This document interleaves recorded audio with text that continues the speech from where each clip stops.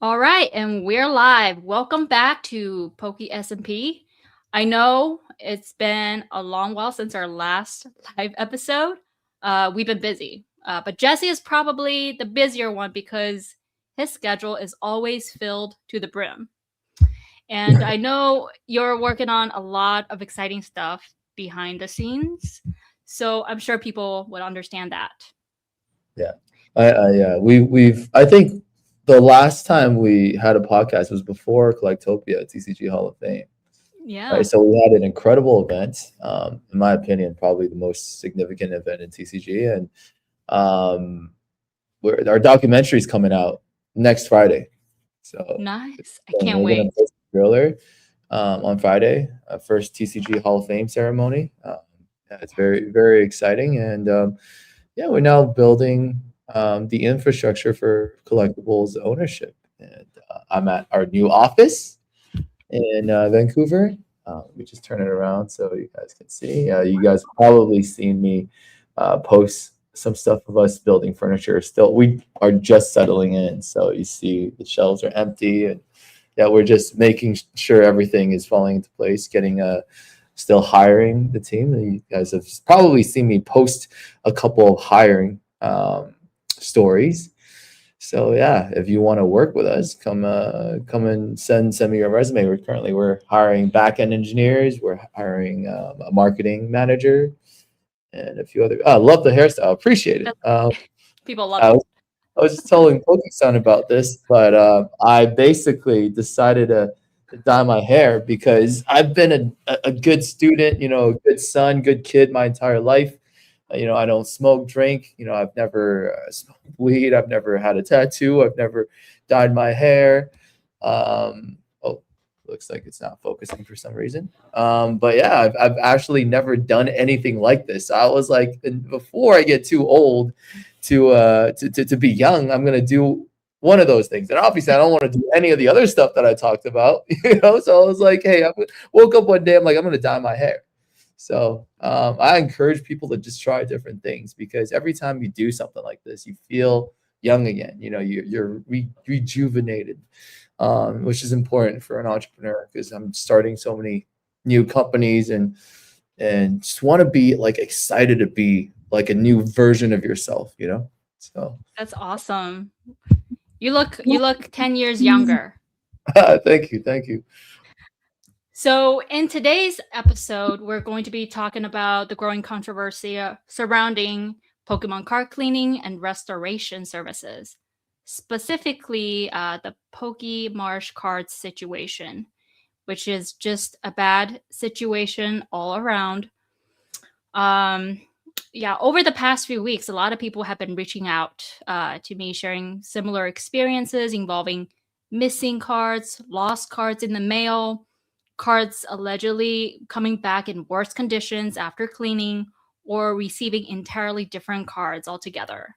There has been months of delays, excuses, and little to no communications. And then all of a sudden, his social media accounts just were gone. They were deactivated by him. IG went down before TikTok, and TikTok was recently deactivated about 2 to 3 days ago. And his website has been down as well. So he basically disappeared like Houdini, and with many customers still searching for answers, and we're all looking for accountability. And I would have to say one of the first person, I want to give him a big shout out. I don't know if he's here, but Lugia PNW. Shout out to you. Thanks for making me aware of the situation, letting me know. Um, if it wasn't for you, I don't think I would have made the video that got the bus moving and to, spread the awareness. So I'm going to be showing some screenshots of the people that were affected later on. Um, but yeah, Jesse also had an encounter with Alex Marshall in a completely different context, but he'll talk more about it because I think it's very interesting. But the later segment of our show is going to be about the market and what we're buying, what we're selling, and just giving you a quick market update on what's going on. And Yeah. Jesse, do you want to talk about your experience with Alex Marshall first and kind of see what's going on there? Because I'm interested to hear. I have not heard directly from you yet. Yeah, absolutely. Later on in the podcast, we'll talk about like what we're buying and selling, and we'll talk about kind of like do a review of what we talked about last time in August of 2025, see the results of the stuff that we were buying, like what happened to them. So I'm very excited to kind of share that result. And spoiler alert, it was pretty good. So we can talk about what we should be buying and selling, not should be, but what we are buying and selling later on, because that's a question I get asked every single day. Like every day, people are asking me, it's like, "Hey, what are you buying right now? I want to buy exactly what you buy." So yeah, we'll talk about that later on. So please Yeah. stay until then because it'll be very exciting. Okay, about Alex Marshall, I have quite a bit of experience with this guy because I met him at Card Party last year. So that was I believe November of 25. November or October. I think maybe October. Is October that of 20 the Seattle one? Party Seattle. Okay, that's what I Yeah. thought. Okay. October 2025. So I met him at Card Party. He came Mhm. up to me and said, "Hey, I want to speak to you. I've been messaging you. I want to talk to you about my methods. I'm known as the number one card restorer in the world." So I was like, "Hey, I'm not interested in card restoration."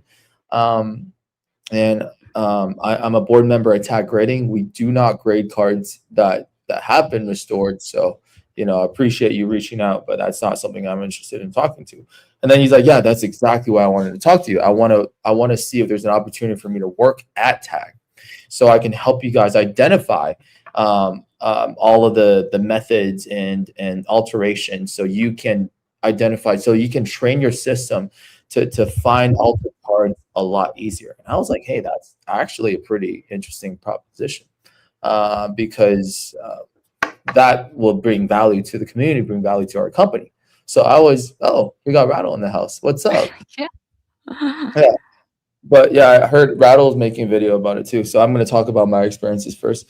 But yeah, so I was like, if you want to show us your, I was, first of all, I was a little bit confused because if he's saying he's the best card alter in the whole world and he's making so much money from it, why is he working with Tag? Why would he want to work with us to help us identify? He's like, "You guys have the best methods of identifying alter cards." Like he's like, "My success rate with Tag is the lowest out of all companies, so I have a lot of respect for you guys, but then there are still things that I know you guys can detect, so I can show you if you allow me to come to the headquarters and show you guys." And I was like, "Okay, well that's interesting." So I was really busy at Card Party, so I was like, "Schedule a call with me and we'll talk about it." And then I think it was like a few months after, I was really busy. On January 17th, we finally was able to get on a call, and he started telling me about how he has proof that he restored three Gold Star Pikachus that all got tens, like 11 mil and beyond. What? For So all PSA. of the Gold Star, yeah, PSA, all of the Gold Star Pikachus, according Mm. to him, that had a cert of like 11 mil was done by him, and two of them are PSA sevens, and one of them is a PSA eight. So he brought the sevens and eights to tens. So he's like, every Gold Star Wow. Pikachu that you've seen graded that got a PSA 10 over the last like 6 months was That's all me. great. That's So crazy. he Wow. said, I have like confidentiality agreements with people, so I can't tell you like exactly who it is or like what cert, but just trust me on this, and I have people in the community that would prove it. And so I was asking him, I was like, "Hey, like, why are you working with us then?" And he said he wants to get out of the community of the card restoring business because he said there's a lot of people that are just like terrible people. Well, now that we know, it's because he scammed a lot of people and he probably stole people's cards, destroyed some cards, so he's trying to cash out. So he said he charges 50K to show people his methods, and but for us as a grading company to know all of his, like, basically everything he knows, his entire knowledge base. He can show us, so we can train our machines to identify every single alteration method, and he is offering it to us for $500,000. So Wow. yeah, I heard that. I 500. was like, that's kind of crazy. And he said, I won't like tell you anything until you pay me 500,000. How did he So even arrive at that number, 500,000? Like, I just don't understand, like, how he was able to come up with that big large of a number. Is he that confident in his ability? yeah, well, he said he's the number one person in the space, and he's saying he can remove any dent, any crease, and basically whitening, and even he said he has a way of altering centering as well without trimming. So I mean, he sounds, well. I think he sounds like someone that's full of shit, but. Yeah. Um, Yeah, after he kind of like set the 500K number, I don't think that was something that I wanted to entertain, because you're not even gonna know if what this guy is saying is legit Yeah. until after you pay him, and that's a lot of money to pay. So I just thought he was really greedy. I thought there's a lot of shady things happening, because he was saying that um, a lot of people owed him money, and he was dealing with a lot of bad actors in the space, and he just wants to get out of it and expose people. So, oh, we see ring answer hello said, hey Jesse, card restoration is mine, method is mine. I developed it and taught to him. He signed an NDA and bought it off of me last year. NDA forbid him from teaching, sharing, offering the method. Oh, that's interesting. Can you kind of disclose how much he paid for the method? He was saying that he was charging people 50K, or wants us to pay him 500K, but he said he's open to negotiation, and he wanted a job at Tag. But yeah, it wasn't something that felt right to me, because what he's saying is not adding up. He's saying he gets paid, um, I think like 10 or 20% of the upside of the value increase, for the card. So on the card like a Gold Star Pikachu, that could be multi five figures. And he was saying his success rate was like pretty much 100%. And all of this made no sense to me. And I told him that, yeah, I'm gonna think about it, but most likely we're not gonna pay 500,000 for to get to know your methods before we know like it's gonna work. Like, you gotta at least show us, um, if we can help the machine like detect it. Like sometimes, um, like, we can know how it works, and we still need time to verify if every single method that he was talking about is actually being used on the cards. So it was just a unique situation where I just decided to not pursue it. And I wanted to like talk to other people about him because of some of the shady things he was talking about, like the Gold Star Pikachu 7 to 10. I personally think um, altering cards for grading is definitely a scam, because you can't not disclose that the card was being worked on. If you want to alter like a card, restore it to a better condition for your personal collection, like put it in a binder. Like sometimes people have cards that were really played, and they just want it to look better in your binder, not sell it. I feel like that is definitely on you. So I'm not going to judge anyone that does it, but definitely you shouldn't be altering any cards and grading it without disclosure. And grading companies shouldn't allow this. Which is why I was really shocked when PSA had Kurt's card care pretty much in the office when they graded the Wembenyama card. When the guy, Wow. oh, not PSA, was it Beckett? I think it was Oh, so Beckett. one of the great. Okay. Yeah, one of the grading companies had Kurt, or like they were thanking Kurt or bringing this back to its like condition, or something along those lines. So yeah, that's where I sit on this, and Alex Marshall is definitely a bad actor, and Oh yeah. I definitely wouldn't trust anyone with restoring cards, because they're essentially changing, like they're adding chemicals and dipping it in chemicals. This is changing the structure of the card. Even if it's you don't talk about grading, I don't think the value of your card should absolutely dramatically decrease once it's altered. So Yeah.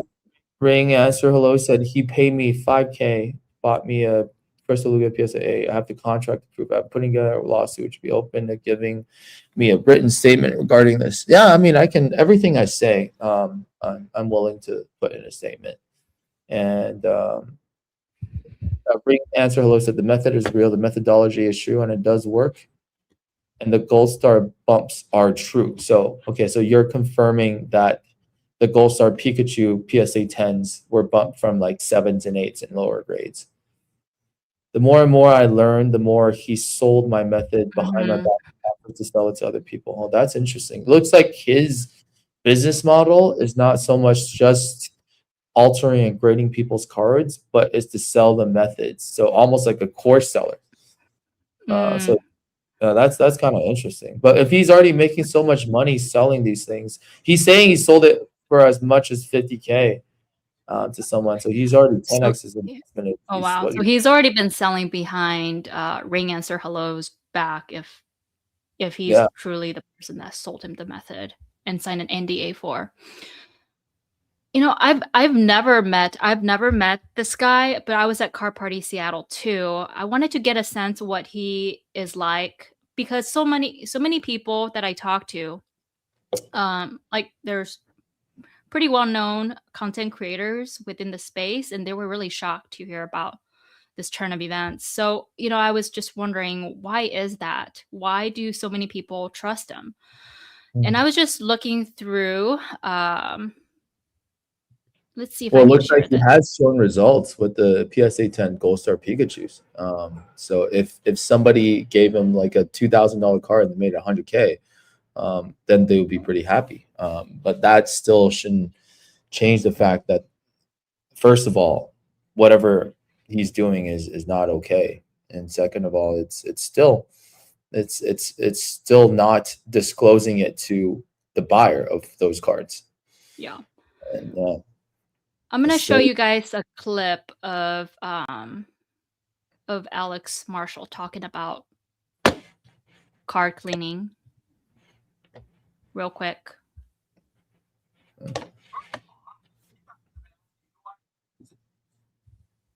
I don't think we can hear it. Mr. Free said, if you wash your car, is it considered alteration? Well, I mean, cars, people modify cars all the time, but people, when they modify cars, they disclose it. The problem with altering cards and grading and selling it is the fact that they're not disclosing it. That is the problem, right? It's not the alteration itself. It's altering the card, grading it, and selling it as if it's not altered and original. That's the problem. Yeah. Let's hear this. Who I am. Who's the ginger guy? I'm Pokemon Cards. I'm mainly on TikTok. I don't do Can you hear YouTube it? yet. But Can you hear it? yeah, no, I'm mainly I repair Pokemon cards and I do it the best. I'm the best at it. You show some examples? Yeah, no, I mean you can go to my Instagram, but I'll show you.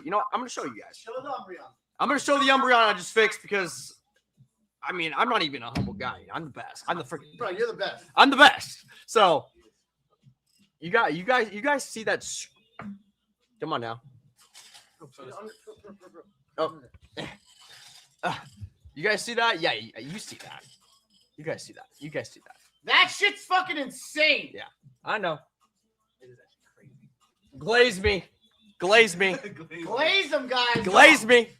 I'm the best. Found I him fixed on them all. I found him on Jerkman. Yes, I did. Not just Pokemon, Magic, whatever that One Piece. That thing. The crease is wild. That is crazy, bro. I fix that. I mean, I fix it all. That's my girlfriend. We got Unseen Forces Espeon. You got that little crease. Fix them. Dents, edges, everything. Fix them all. I'm just the best.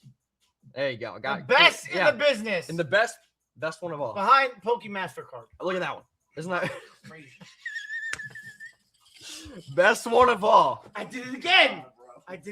The best part about me, I need to charge my phone. Don't say anything about that. Don't say anything Bro, about that. that's crazy. It's my cat. Oh. You're just letting everybody get doxxed. Yeah. Not even on D&D or anything. That's crazy, bro. Who cares? It's just Yeah. So I fix them all. I can fix your cards. I'll do it. And I'll do it Guys! the best. Nobody can do it better. Seriously, check him out. His TikTok is linked down in the description. Pokemon cards. First of all, Okay, so that was it. You guys all heard that, right? You guys were able to hear it fine. Yeah. But I think, he surrounded himself with large popular content creators and trusted names within the hobby. So, I mean, just being around popular content creators and respected collectors helped build legitimacy around his business. That's how he was able to get so many people to vouch for him. But yeah, so I think because he's consistently around well-known people, viewers or customers, potential customers naturally assume he's been vetted. And that's where, some things went wrong. I'm kind of confused. Like, I don't, just because he's hanging out with influencers, how can you vet a practice that's not accepted? Like, even if he's a nice guy, he's still altering cards to be graded. I mean, that's still not okay, in my opinion. Yeah, no, unless totally. unless he discloses it. I mean, unless the grading companies can give it like a PSA 10 altered or something like that. Yeah, like the problem is not just like fixing the card, making it in a better condition. It's the fact that the consumers are being lied to. People are expecting to buy an original card and getting something that was changed and altered. That is the problem. So I mean, that's kind of shocking to me that even though he's hanging out with like CTR and all these other influencers, doesn't mean what he's doing is all right. He's not being like, he's not trying to hide the fact that he's altering these cards. He's actually bragging about it. Yeah, I mean, he has his face showing on all of his social media accounts, so he's not trying to, hide until now. So the problem is now he's MIA. Nobody can get in touch with him, so there's no accountability for the missing cards that he's holding hostage. And the real hope is for him to return some of those cards, hopefully, for these victims, but I'm not sure if that's going to happen. He bumped multiple CTR cards, especially his Ghost Star Celebi collection. Okay, well, I mean, still doesn't make it right. Yeah, I'm surprised Ryan's okay with this. He's on the internet quite a bit. He should know that the community is not okay with grading alter cards. Like, I actually think the grading companies should be working with people like this to kind of like to test out and improve their ability to identify alter cards. But it's a conflict of interest with anyone that's still in the industry. So I actually would want to work with someone that is retiring from this industry so we can know how to detect such methods, because it just sounds crazy. Well, Ring Answer Hello is saying that all the methods that he mentioned, including getting rid of creases and changing centering without trimming, are real. That just sounds absolutely ridiculous to me. I would love to know how we can identify that, because it sounds impossible to identify if you're not trimming it and changing the centering. How does that work? You adding a layer of paint on the other side? Yeah, it's pretty crazy. Yeah, I think you guys need to maybe chat more about it in private. I mean, I just hear a lot. The card restoration, conservation, it's turning into a huge popular thing right now. Card cleaning, repair, and you have a bunch of people that are doing card cleaning, and they have Discord groups, different groups that you can join and learn about the methods. It's getting more and more popular, and I think it's inevitable. So we should probably learn along with them on how they do this, so we can detect altered cards ourselves if we were the buyer, as a customer. Yeah, we actually have a lot of content at Tag of us identifying cards that are painted, the machine flagging them. That happened during Collectopia. Actually, there's 3 really big Gold Star cards that would have gotten low 10s or high 9s that that were colored. And then so we rejected it, and some guy came back, his friend with a different name came back with the same cards and ran it through our system again. We almost exposed him. A couple of gentlemen from Asia. So it's happening Mm. quite a bit. I was talking to our lead verifiers at Tag, and he was saying over 10% of the cards that are over like $2,000 in a 10 or like $2,000 in its grade are altered. So 10% of the cards that are high value at Tag are being rejected for alter. That's how many cards are being altered, and there's definitely some that we didn't identify. Like, it's unfortunate. It's just every grading company has its limits, and apparently, even according to Alex Marshall, apparently we're the best at identifying it, and I know we've missed some. So if we're rejecting 10% of the high value cards that come in for alteration, that there's definitely more than that. And I remember one of the things that that Gem Pokemon said that made a lot of sense to me that I never thought about is, you know how we always criticize the lower older cert PSA 10 vintage cards being Yeah. really bad, or like their modern day I know. 7. And then Yeah, Jen said, yeah, well, those are the cards that came out of packs before card altering or Right. fixing existed. Those were the best of the cards that we pulled straight out of packs, and they got 10s. Obviously, right now, they seem like they're really bad condition because you're comparing it to every card that was fixed. He's like, I've never seen so many clean cards like CGC 10s, PSA 10s in my life before card altering existed. So that actually got me to think. Like, obviously, people now pay more of a premium for newer served PSA 10s Yeah. or all of the cards, but is it the other way around that you should think about it? Because the old PSA 10s, even though they were in complete different like dog shit condition, at least you know those are not Real fixed. untempered with, yeah.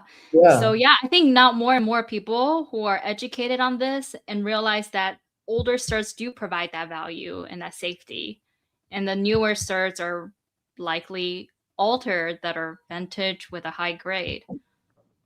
Yeah.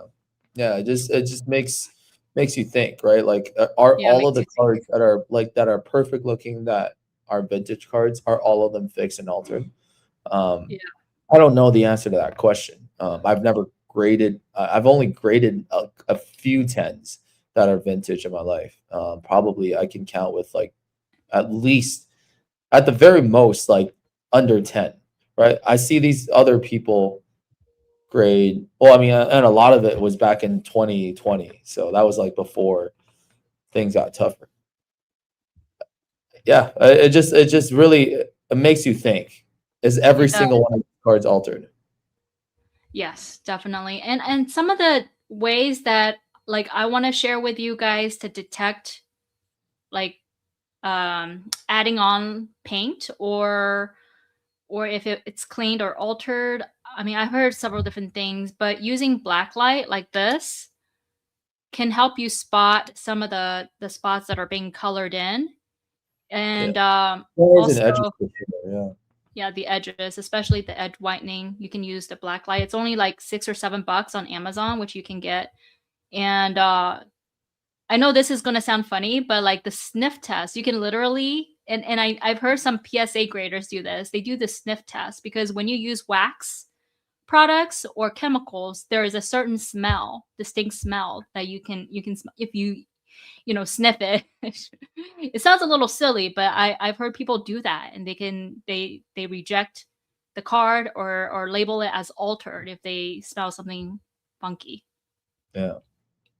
Well, I hope we can work with Ring Answer Hello, because I'm very curious at like what the method actually is. Like, I would love to get some help from someone that knows these methods for under 500K. I don't think half a million is on the table, but it's yeah, I would gladly pay $5,000 to know how we can identify those things. And but unfortunately, if I pay you $5,000, Ring Answer Hello, I'm gonna be posting about it online. I'm gonna let everyone know too, so everyone else can know how to spot these things too. So I don't know if that's gonna work with you if you're still in the industry. That's why I'm saying I would love to, Yeah.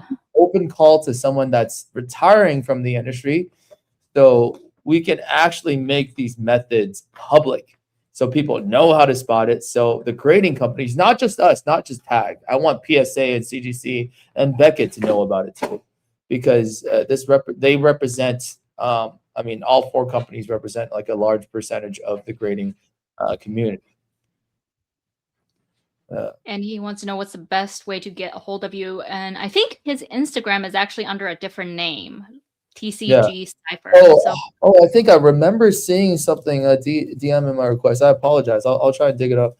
I do have like multiple accounts with a lot of DMs, and every day someone's asking me or something. So sometimes I miss it. I think the best way to get a hold of me is email my assistant Mio at jessepeng.com. So she will make sure that you schedule a meeting with me, and I'll let her know that this is someone that's important. So yeah, I would love to know about it, but I don't want to sign no NDA. I want everyone to know about all of these methods so we can all identify it. Again, like if you're just restoring the card for your personal collection, your binder, that is totally fine. That is fine as long as you're not grading it and selling it as unaltered. So, and which wouldn't be a problem if you're just doing it for your personal collection and that other people know these methods. I think it's important to make this public information. Yes, I really appreciate that too, because I will want to know. But yeah, just to keep this going, I just want to briefly touch on, I'm not going to read all of this, but this is LSS Trading on Instagram. He shared his poor experience with Alex Marshall. So all the receipts are here. And I just want to briefly kind of show you guys. You guys can always pause and go back to take a screenshot or go on his Instagram. The post is there, but according to him, he originally sent in a Japanese shiny Gyarados for cleaning, and he had it in his binder for like 20 plus years. So he just wanted to get cleaned after seeing Pokémon cards before and after photos. So he decided to go with him. Initially, the conversation seemed pretty normal, and then things slowly turned into like longer delays, inconsistent responses, and periods of little to no communications for weeks, right? And then, according to him, LSS Trading, the reason for the delay was due to his vasectomy procedure, which his assistant told him. So it was just a whole mess of just bunch of excuses in the delays, and Alex wanted him to send a prepay label to send the cards back. So the LS Trading sent him a prepay label, but he wasn't able to send it. So all that money went down to drain, and he sent in another label. And finally, he was able to get his cards after paying another additional $187. But after the card got back to him, the card looked worse than when he sent it in. So it's just a very unfortunate situation and one of the bad experiences that's shared here by one of the many victims. Yeah, this sounds like a pattern. There's a lot of people that came out and said similar things. Exactly. So yeah, on the right, you can see a photo. He's just showing that it just looks crappier after the return. And a couple other people also share their experiences with Alex Marsh, waiting 6 months and $1,000 lost. And there's more details about his experiences in the Facebook thread. And there are other people that share that they've lost even more money, like $20,000 to $30,000 worth of collection gone. No response, no accountability. So yes, like you said, it is a repetitive pattern, lots of red flags. And that I don't think they're going to get their cards back at this time if they haven't gotten it back 6 months ago, It's just been this reminds me of a new startup in our space that is potentially a solution to this problem. There's a reason why this guy's getting so much business despite having all of these bad reviews and business practice, because Rattles doesn't have time, or you and I doesn't have time to make a video about every scammer. And there isn't really like a centralized platform for reviews. You know, some people have Facebook reviews, like on Facebook Marketplace references, but you can't really go on somewhere and find someone's like reviews just without knowing where they operate. Like some people are on Facebook Marketplace, some people are in Facebook groups, Instagram. There's a company called Refs that is building a platform where you can actually get like all the centralized reviews for every single person in the industry. So if somebody can go on there and check this Alex Marshall guy out, it will be easier to see it in the centralized platform for references and reviews. Yeah, so I think this is really important because I'm seeing this should have been well, it looks like 10 weeks ago, February 16th. This should have been brought to the public's attention a long time ago. But Yeah, it wasn't. Yeah. yeah, it wasn't like people can continue to submit to him, and he probably continue to steal. He sounded like he needed a lot of money when I was on the phone with him on January 17th. I actually went back and looked at my Google Meet calendar to find that invite. So that was around the time that this happened, that he was trying to get 500K from us. So it sounds consistent. Like and the other thing is I actually stopped vouching for people unless I know them personally and I've known them for a long time. Because I've known so many people that have done deals with me. Just because they didn't scam me doesn't mean they're not going to scam the other person. So I'm putting my name behind someone. I need to know them like personally for years. Like we have to be really close friends. There's so many people that asked CJ and I to vouch for them when we bought a couple cards from them one time, or they came into the shop a couple times. Like we always just turn it down. Yeah. We're not going to put our names on the line for anybody unless we've known each other for a long time. We're actually friends and I know who you are, I know where you live, that type of thing. Right. You have to be so careful who you trust because there's a lot of people that participate in like exit scams later on when they get desperate enough to where they need a large sum of cash and they just can't make it work. And exactly. I think unfortunately for Alex Marshall, he just fell off and he took advantage of people. And also a lot of good people in the community that did vouch for him before, which I don't want to, mention everybody's name, but you just don't know. You just don't know unless you know who they truly are for an extended amount of time. Like you said, you have to know them for a long time. You can't blame everybody that vouched for a scammer. Like I mentioned before, I vouched for this that big Much Toy scammer, that local Vancouver scammer. Now they're called Phoenix Games. The guy that swapped the PSA 9 with the PSA 10s and then stole people's credit cards and then traded a PSA 10 fake PSA 10 Gold Star Rayquaza that they bought on Temu for real PSA 10 Crystal Charizard on Veriswap. The big scammer that was local in Vancouver. I invited him to my house before. I've bought stuff from him. I vouched for him because they own a brick and mortar store. And who would have thought someone like that would be stealing people's credit card information and swapping people's submissions and things like that? So I've made my mistakes in the past as well. So I don't want to go out here and criticize the people that vouch for him, but I would say, like, I learned from my mistakes now not to vouch for the people that I don't know.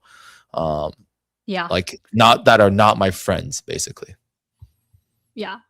Absolutely. And just to be clear, all of this is, also our opinion based off of all these screenshots and the claims that are made and share stories by other people that came forward. So this is, I'm not sure what Alex Marshall has to say about all of this, if he would admit to just taking the cards and keeping it for himself. We don't know what he's thinking because we cannot reach him. So our only open invite to come on Poke SMP to talk about it with us, Oh, yes. Oh my gosh. I thought about saying that to see if he would come up and explain himself. But I'd be happy to talk to him. ask him I about think everything that clarity he's and done. having answers would be nice because a lot of people are really frustrated. And I'm sure like a lot of people that met him and maybe have vouched for him are clearly frustrated and that caused a lot of mistrust going forward with any ongoing relationship in the future with these content creators. Communication is the key, Mr. Freeze.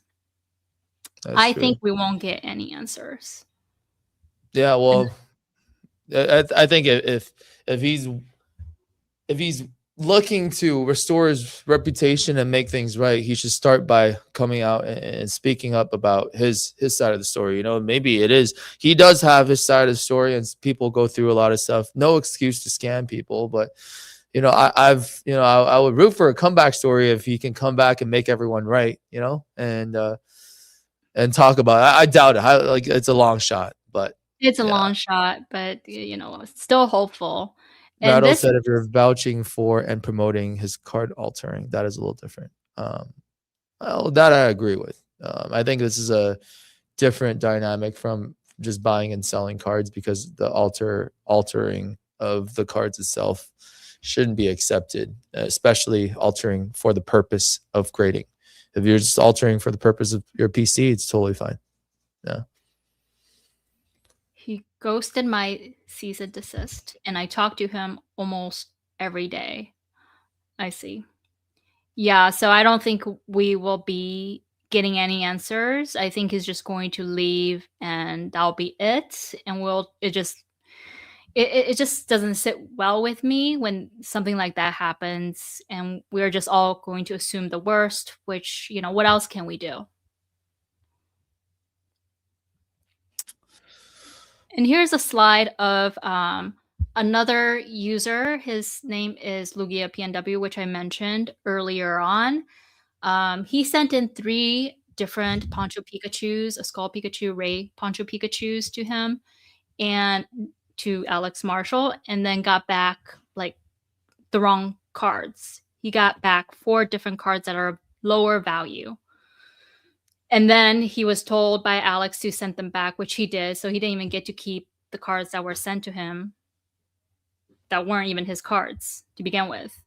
So it's just like different problems. And I don't know if he's just getting so many customers that he's messing up and then it just got too much and everything just snowballed into a situation like this. It looks like one of his common scams is sending people back like really low value cards and keeping their high value cards. It'd be like, oh, wrong label. Who That's what he is said. altering like these $2 cards? Like you got to be kidding me. There's no way. Like this guy isn't even trying. And It's also ridiculous. he said that his assistant Christian sent the wrong, like got the wrong address or something. So he also have an assistant working for him. His name is Christian. We don't know if it's a made up person or if it's truly another person. But it sounds like all the email back and forth are between either Alex or Christian. And some people are thinking that they're probably the same person, but I'm not Probably. completely sure. Yeah. Sounded pretty. He's real. He's real. Christian exists. Okay, he is real. Thank you for clarifying that. Ring answer hello knows what's up. He What's your does. name? I don't want to keep calling you ring answer hello. It's too much. It's too long. Yeah.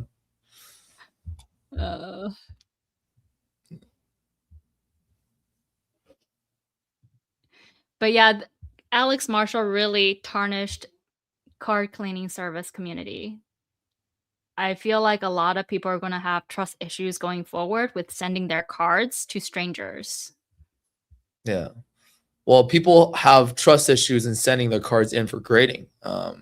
This is sending your cards in to a random person to fix your cards. And it's actually a very common thing for middlemen of grading companies and card restore services to swap cards and steal cards. So I think it's really important for you to take a picture, very clear pictures of your card before sending it in, not just to card altering surfaces, but also middleman or even GameStop. You know, like sometimes it's a genuine mistake where people swap the cards by mistake because there's so many of the same cards being submitted. You would imagine like when a Set of Heroes comes out, there's going to be a lot of the Dragonites or Trigachus or the gold Charizards being submitted. So sometimes it's a mistake. Sometimes people are swapping cards because it's an easy way for them to scam you. You're not going to know it if you don't have all the pictures.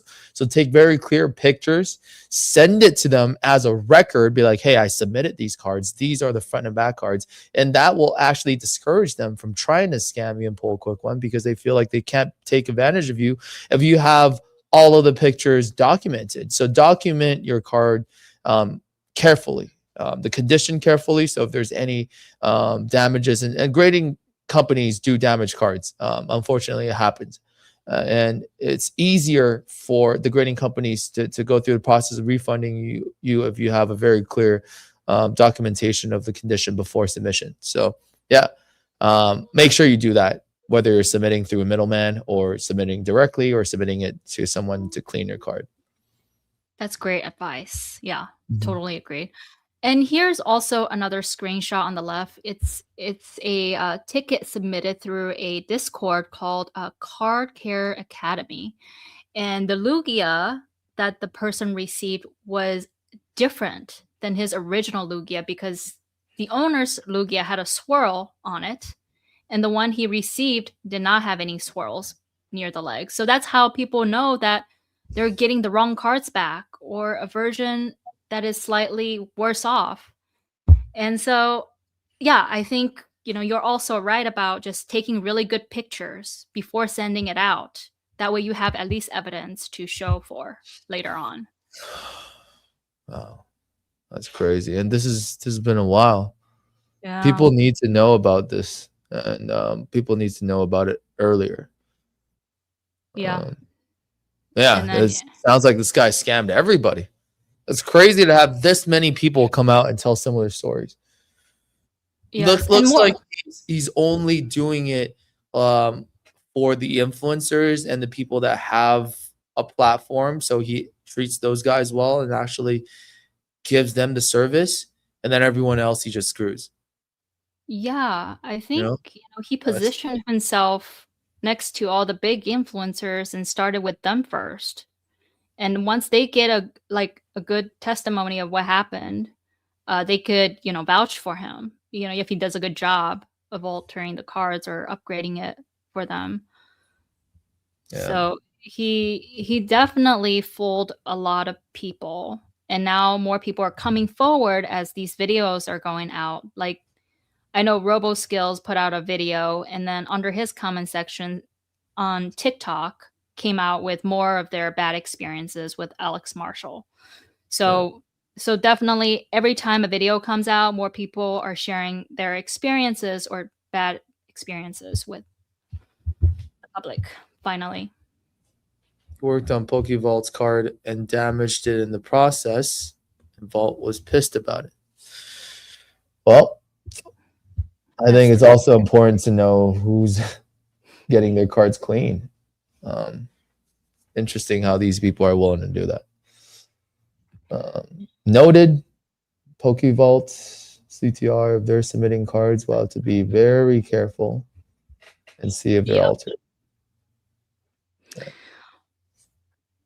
and that pretty much wraps up all I have Mm-hmm. on Alex Marshall. I talked to Kira, who also met Pokecard Marshall at a CTR live stream, and she made a video about Alex Marshall.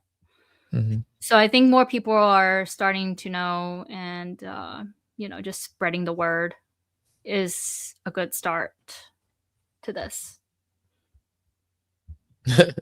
You Megabrew just got the K-pop superstar host. I don't know about that. I think it's a Japanese anime villain. the high school bully that bullies the main character, part of his main character arc.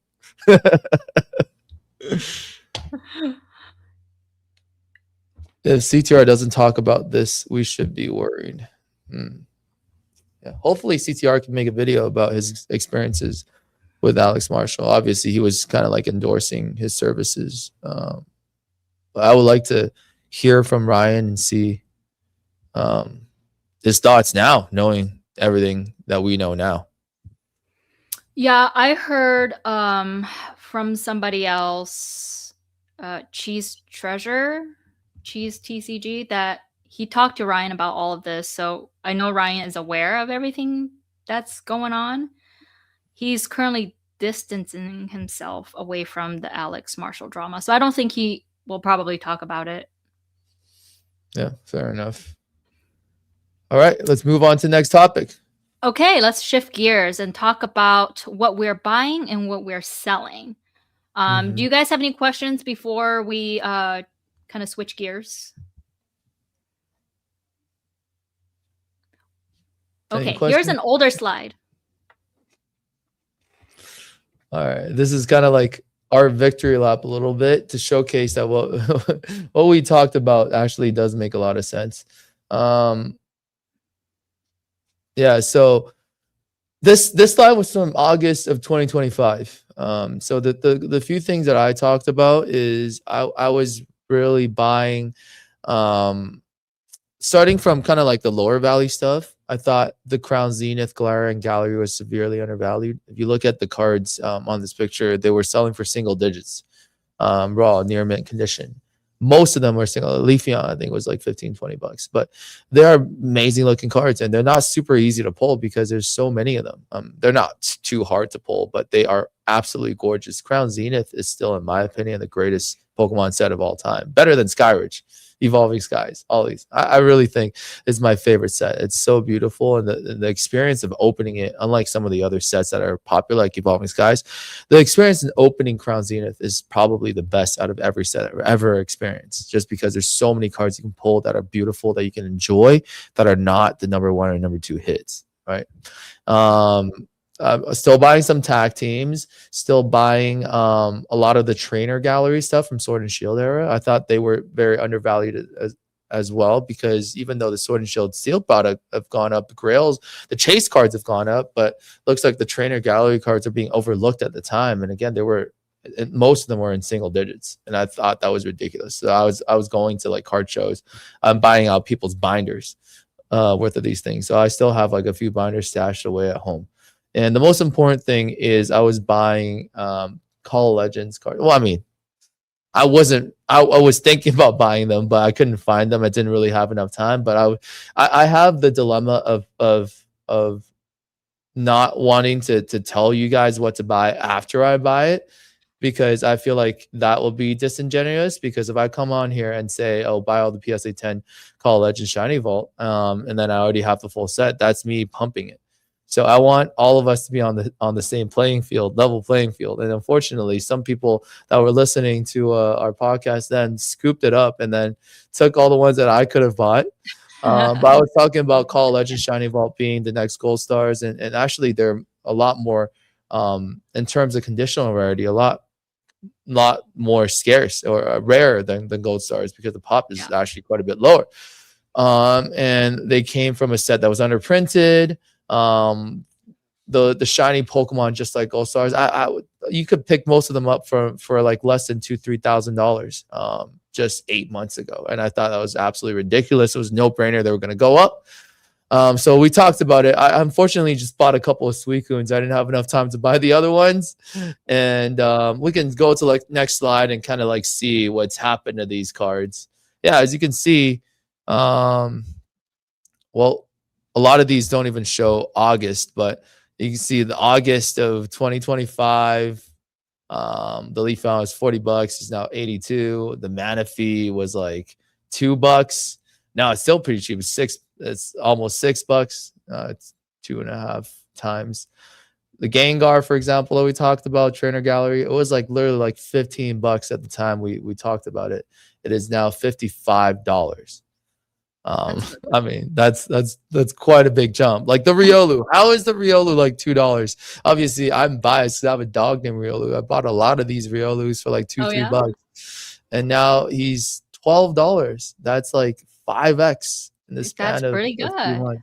The Pikachu, yeah, Pikachu. I was like, Pikachu is like the biggest no-brainer of them all.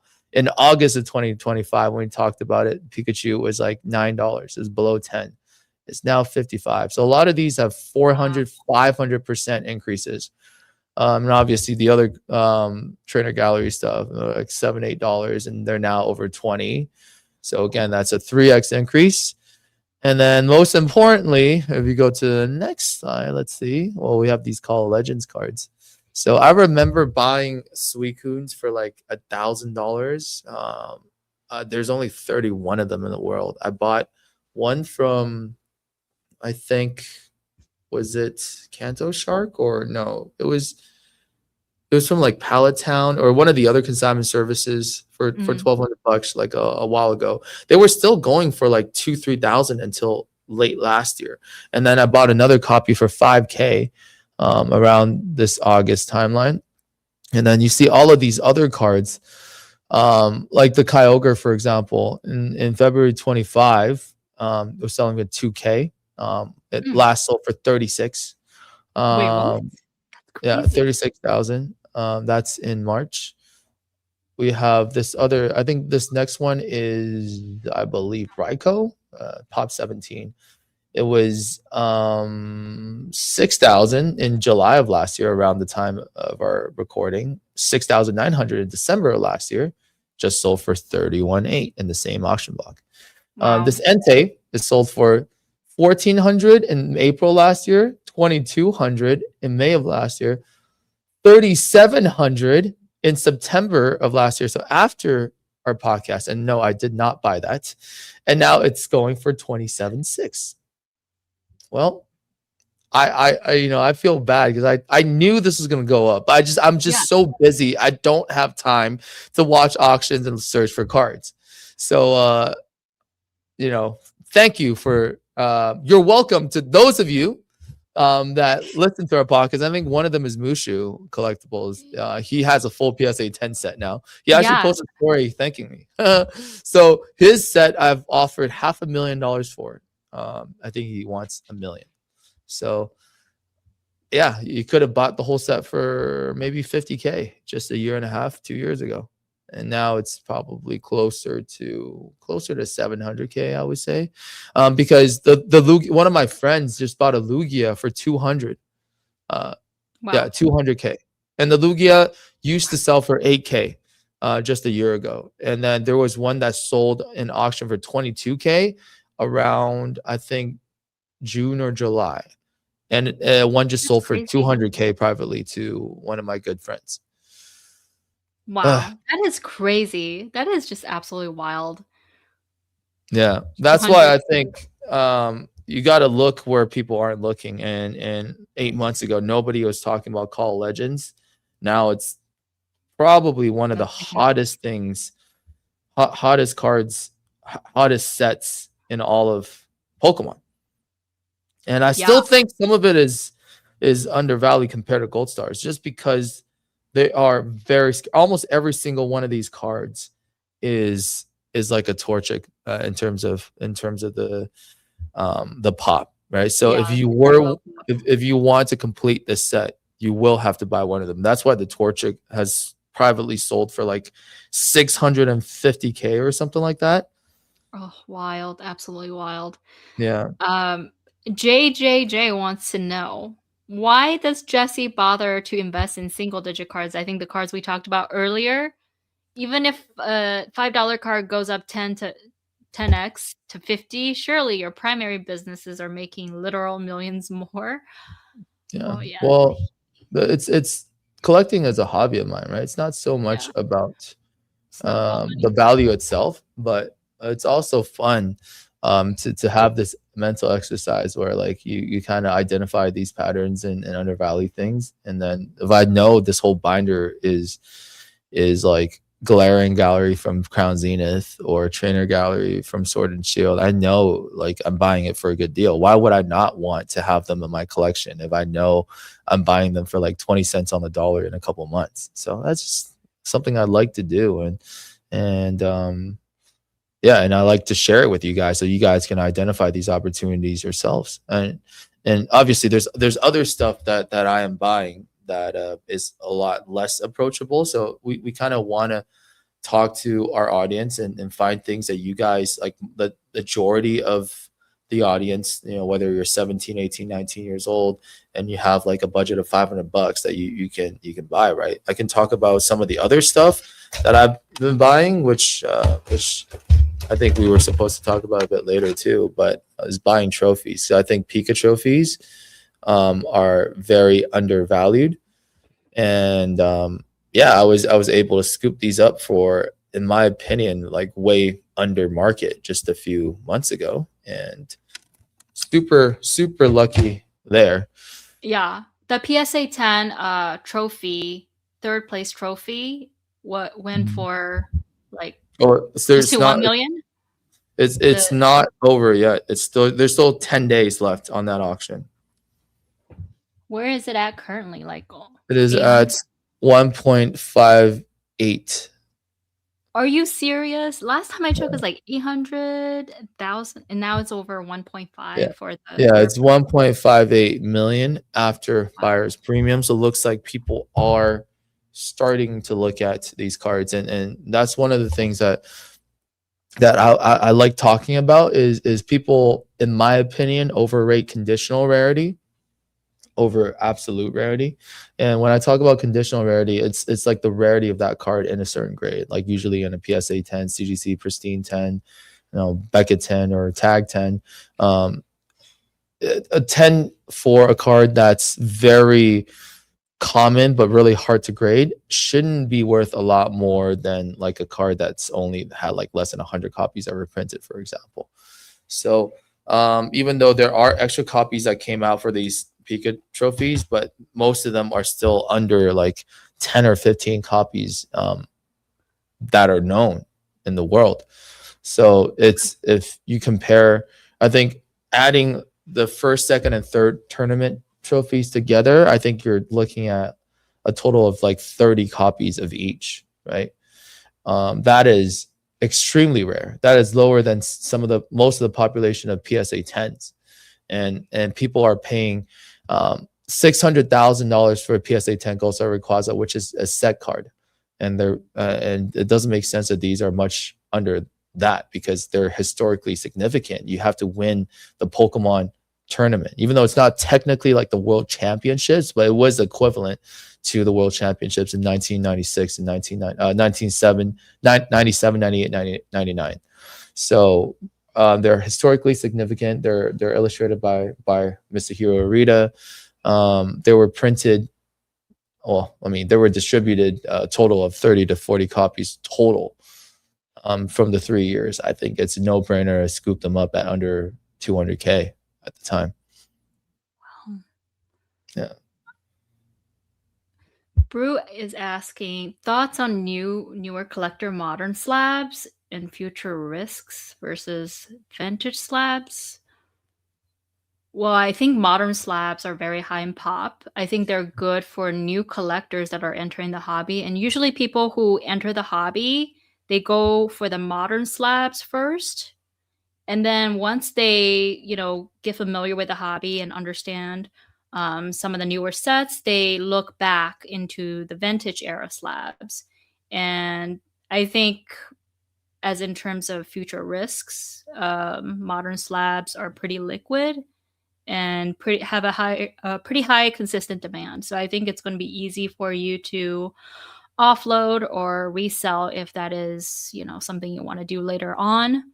But vintage slab, low pop slabs, like the trophies, are the ones that in single digit pops are very hard to obtain. And no matter how much money you have, sometimes you cannot buy as easy as the modern slabs. That's what I would say. Yeah, I think it depends on what you're looking for. I think in terms of being more liquid, yeah, I think PokeSun is right on the money. The modern slab, if you're looking to like sell it at Collecticon, card shows, move it's definitely easier to move modern slabs, but in terms of the risk, it is a lot riskier than vintage slabs, and that's why for a long-term collector or investor, I would advise against buying any PSA 10 modern slabs because the population is really really high, and it's really dependent on where the market is at currently, and obviously we're in an all-time bull market right now. When the market shifts, I do think most of these will go down significantly, and there's going to be a significant correction, especially when you have some cards have a population of 70,000. You know, we're talking about the Gray Felt Hat Pikachu. We're talking about the Terastal Umbreon Japanese. Yeah, these populations, just like a small percentage of that population sells, and then the demand doesn't keep up because there's not a lot of new people coming in a bear market. You know, that value can tank very very quickly. I mean, modern slabs like Moonbryon with population of 20,000 currently sitting at around 4K. I think around 4K. And the Burger Chew is sitting at even a higher population as well, being one of the most. I think 100 and something thousand. Yeah, the Burger Chew. Wow, that is crazy. Yeah. I don't know. I just feel like as a collector, I wouldn't want something that everybody else have in their collection. I would want to go back. I would want to go back. I think for the modern stuff, you do have to go for the max conditional rarity, and that's the Beckett Black labels. You know, the tag pristines. Tag pristines are actually very hard to obtain, less than 1% pristine rate, I believe. So you have to go for the absolute best of the best from the grading companies when it comes to modern collecting, just like a regular gem mint, whether it's a PSA 10, tag 10, CGC gem mint 10. Like those are probably not going to hold up very well long term. If you were to invest in it, but you know, if you're collecting, it doesn't matter. But I still think though, buying cards for your collection at the right time is still important because nobody has infinite amount of money. Yeah. I mean, the intention behind it is important to know. Are you looking to resell, or are you just purely a collector? If you're collecting, like Jesse said, it doesn't matter as much with the pops and stuff. But if you were to resell, I mean, it's just a different route that you can take. Yeah. Route graded is the way. Yeah. All right. Let's go to the. Do we have any more slides? Yes. I think we can talk about like what we're buying and not buying in this market a little bit. And let me add that to the stage. And I did add a slide of what I bought back in 2025. Oh, this is so tiny. I can't even see. Okay, but I know I got 3 cases of Crown Zenith ETBs back in 2025. Oh, boom. Yes, and it's what I got them we for got about Crown Zenith. 1,200. Yeah, I think. Oh wait, we can't hear you. Oh, you can't hear me? Can you hear me? Crown Zenith is my favorite set of all time. Looks like she got a really good deal paying $120 per box because that's one case, $1,200. It's crazy. Can you hear me now? We still can't hear you. Oh no. Oh, we got some technical difficulties.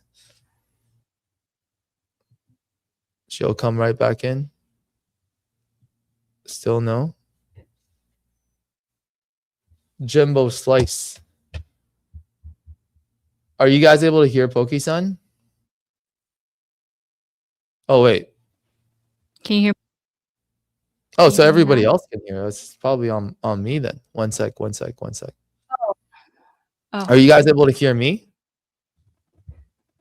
Okay, I was just breathing heavy into the microphone. Can you hear me or no? Yeah, I can hear you. Okay, so you guys can hear me, but you can't hear. Wait, one sec. I still can't hear anybody? Both good. Okay, so I just can't hear you, but you guys can hear me. You can hear me. That's concerning. Okay. One sec. Try speaking again. Okay, testing 1, 2, 3. No? We are all in Oh agreement. my that gosh. it's Oh here. goodness. That's Okay. tragic. Can you Let's hear me see. on this layout? Okay, yeah. I just moved it to my laptop, so now I can hear. Oh, Okay, okay. perfect. Okay. Sorry, guys. Okay. So I got the Crown Zenith. I got 3 cases of Crown Zenith. So there's the one on the left, and then I bought 2 more in the middle screenshot. For around, I guess, 1,200 each. I forgot how much. Yeah, I forgot how much I got them, but I know that they went up quite a bit, right? I think they're around 3,000 now per case, and I see more opportunities for it to go up even further. Yeah, they're about 2,800, 3,000 a case. And what else did I get? Fusion Strike booster box cases. I think I got 2 on the bottom. Oh goodness, I think I got them for around 3,000 each, and now they're around 6,000. So up maybe 50%, close to 50%. Yeah, 6,000 now. No, that's 100%. Oh yeah, 100%. Yeah, definitely 100%. And then Celestial Storm. Sorry, I can't see the small text. I guess I need glasses, reading glasses. Oh man, we're getting up there in age. Roaring Skies, I got for 1,800 from Hills Gaming. I think it's like a really old website that you can purchase off of, and they usually have really good deals. So sometimes that's where I go for my sealed cases and products in general. And then another Celestial Storm Elite Trainer box. It's at 2,100 now. That's crazy. 500, yeah. Wow. Congratulations. That's incredible. So yes, in 1 year, I was able to 2x. And let's see. Less than 1 year. Not 2x. You're talking about 4x because you're 500 and something. It's now 2138. Yeah. Not everything went up that much, but the Evolving Skies I got. Yeah, Paldean Fates was one of them that I was talking about that you absolutely have to buy because it's of the Bubble Mew and the Charizard, and then there's a little shiny vault in there. Yeah, incredible set that people were overlooking. And also, I don't think it was printed that much compared to some of the other sets. Paldean Fates. Yeah, Paldean Fates, like you said, went up quite significantly, right? Yeah. It is at 526 per box now. Yeah. Yes. So on the collector app, I see that a case of Paldean Fates Elite Trainer box is now about 4,200. Mm-hmm. So more than double, but it should be more now since the single boxes are 500. It's pretty insane. So yeah, I did pretty good with that one. And then of course the 151 booster bundle display. Really yeah, I'm not. what you paid there. I cannot. I All cannot right. see the little number. Yeah, but it's definitely not a lot compared to today. Yes. I think it's a little blurry because it's a screenshot of a screenshot. So yeah.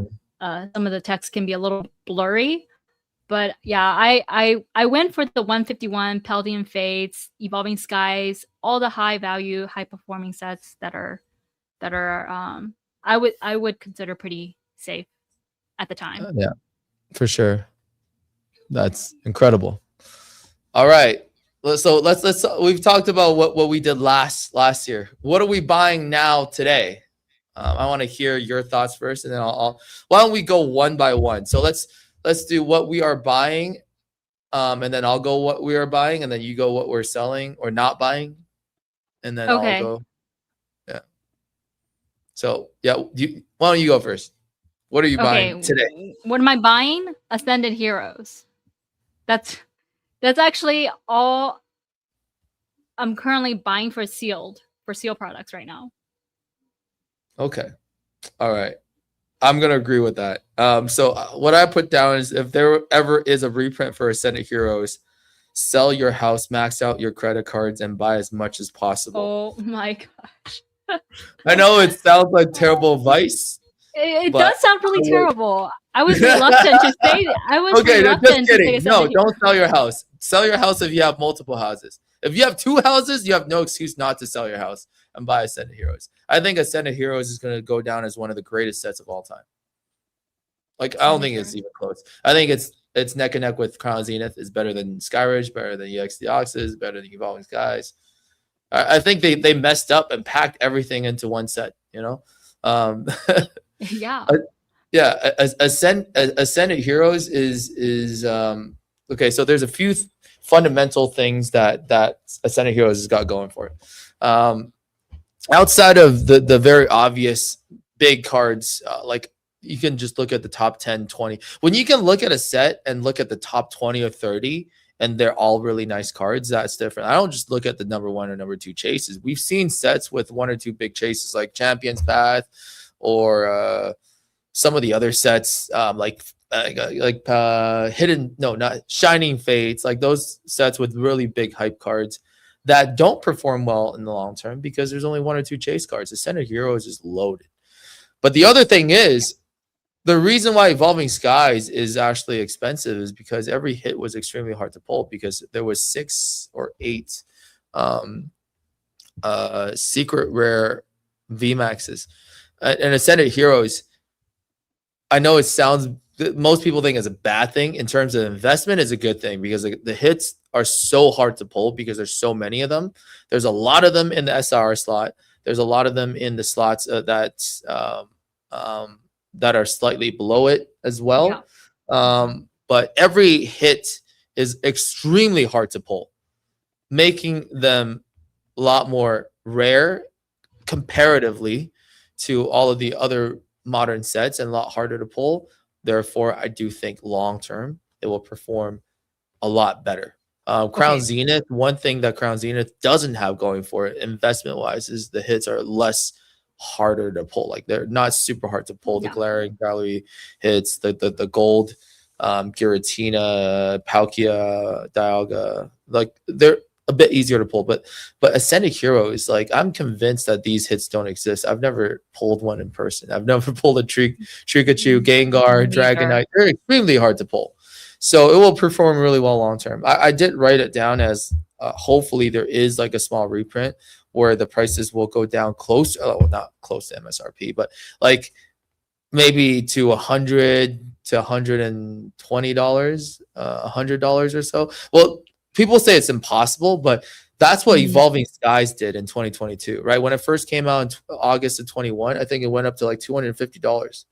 And then they had a reprint in the beginning of 22 and went back down to 120. And that's when like I went crazy, bought like 100 Evolving Skies boxes, obviously sold a lot of them, and then bought another, I think, 13 cases in 2023. I buy and sell Evolving Skies boxes every time I want to buy something for my collection because I know they're really liquid. And that we talked about last time, like we're sealed investors and slab collectors. So every time I have a grail that I want to buy, I kind of like I sell off some of my sealed stuff, and it's like a vehicle for me to move into better and better slabs. It's worked really well for me and you as well. Yes. Right. I do have a question for you. Do you think the total value of Evolving Skies is higher or lower than the total value of all the It's cards? lower. In Evolving Skies is lower? That is Yeah. correct. Yeah. Yeah. So Ascendant Heroes total set value is higher than Evolving Skies. And do you have a ballpark number of what you think Evolving Skies is at, or where Ascendant Heroes falls Evolving in? Skies is like 5,900. Ascendant Heroes is like 65. Let's take a look. Oh god, I Yeah. gotta zoom in again. So yeah, you're pretty close. 1,000 off, but Evolving Skies 6,900 and Ascended Heroes 7,386. So it's Approaching way team up up. there. Yeah, it is approaching team up level. So this is Pokedata.io, something I use to kind of track the total value set values for each set, just Mhm. as a data point, so I know where things are kind of at. But yeah, Mhm. Ascended Heroes is a set that I believe in, and while I suggest waiting, I It's went okay to ahead. buy now too, I think. It I doesn't bought. matter. Like, yeah, like doesn't matter what your entry point is. If you hold on to, if you don't need the money in the next couple of years, just buy Ascended Heroes. Yeah, Yes, I was yeah, for talking sure. to Alex Nostalgianomics on Discord about wanting to buy more Ascended Hero ETB cases, and he was like, "Oh, I got some on Probsting auction coming up." But those Probsting auctions are like 7 day. I cannot wait 1 week because I feel like if I Prices will wait a change. week, it's going to change, it's going to fluctuate, and it's going to move up due to the demand. This set is just off the chart. And so I just, bit the bullet and went ahead, sold more of my cases, which I can talk more later on, in order to have the capital to buy at a higher price point for the Yeah, Ascended Heroes.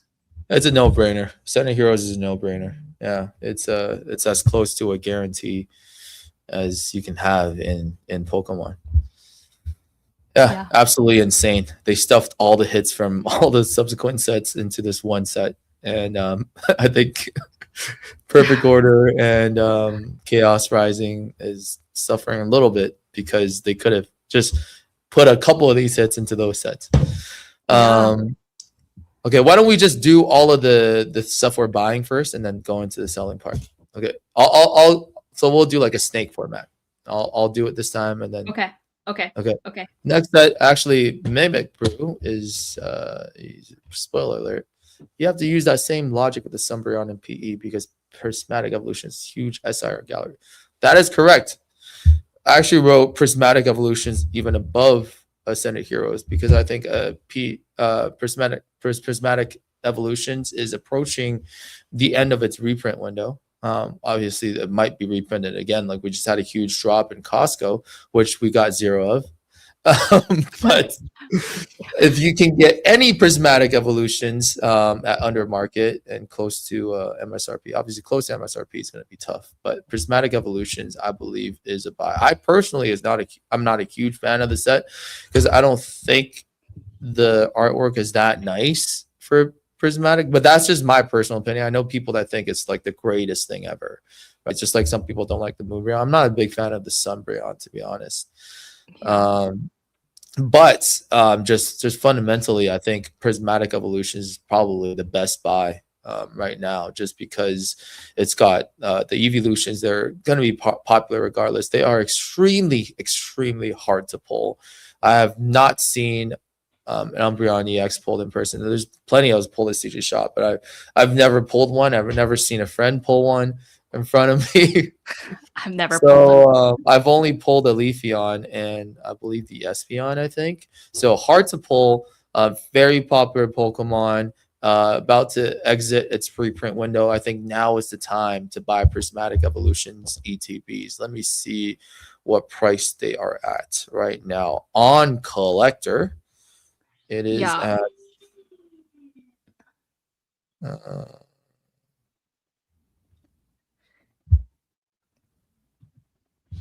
Bruce it is said the evolution SR 161. 161 per Yeah, so it ETB. actually Okay. went down a little bit. So now it's the time to buy. Yeah. In 6 months, when we look at the graph, it might go like this.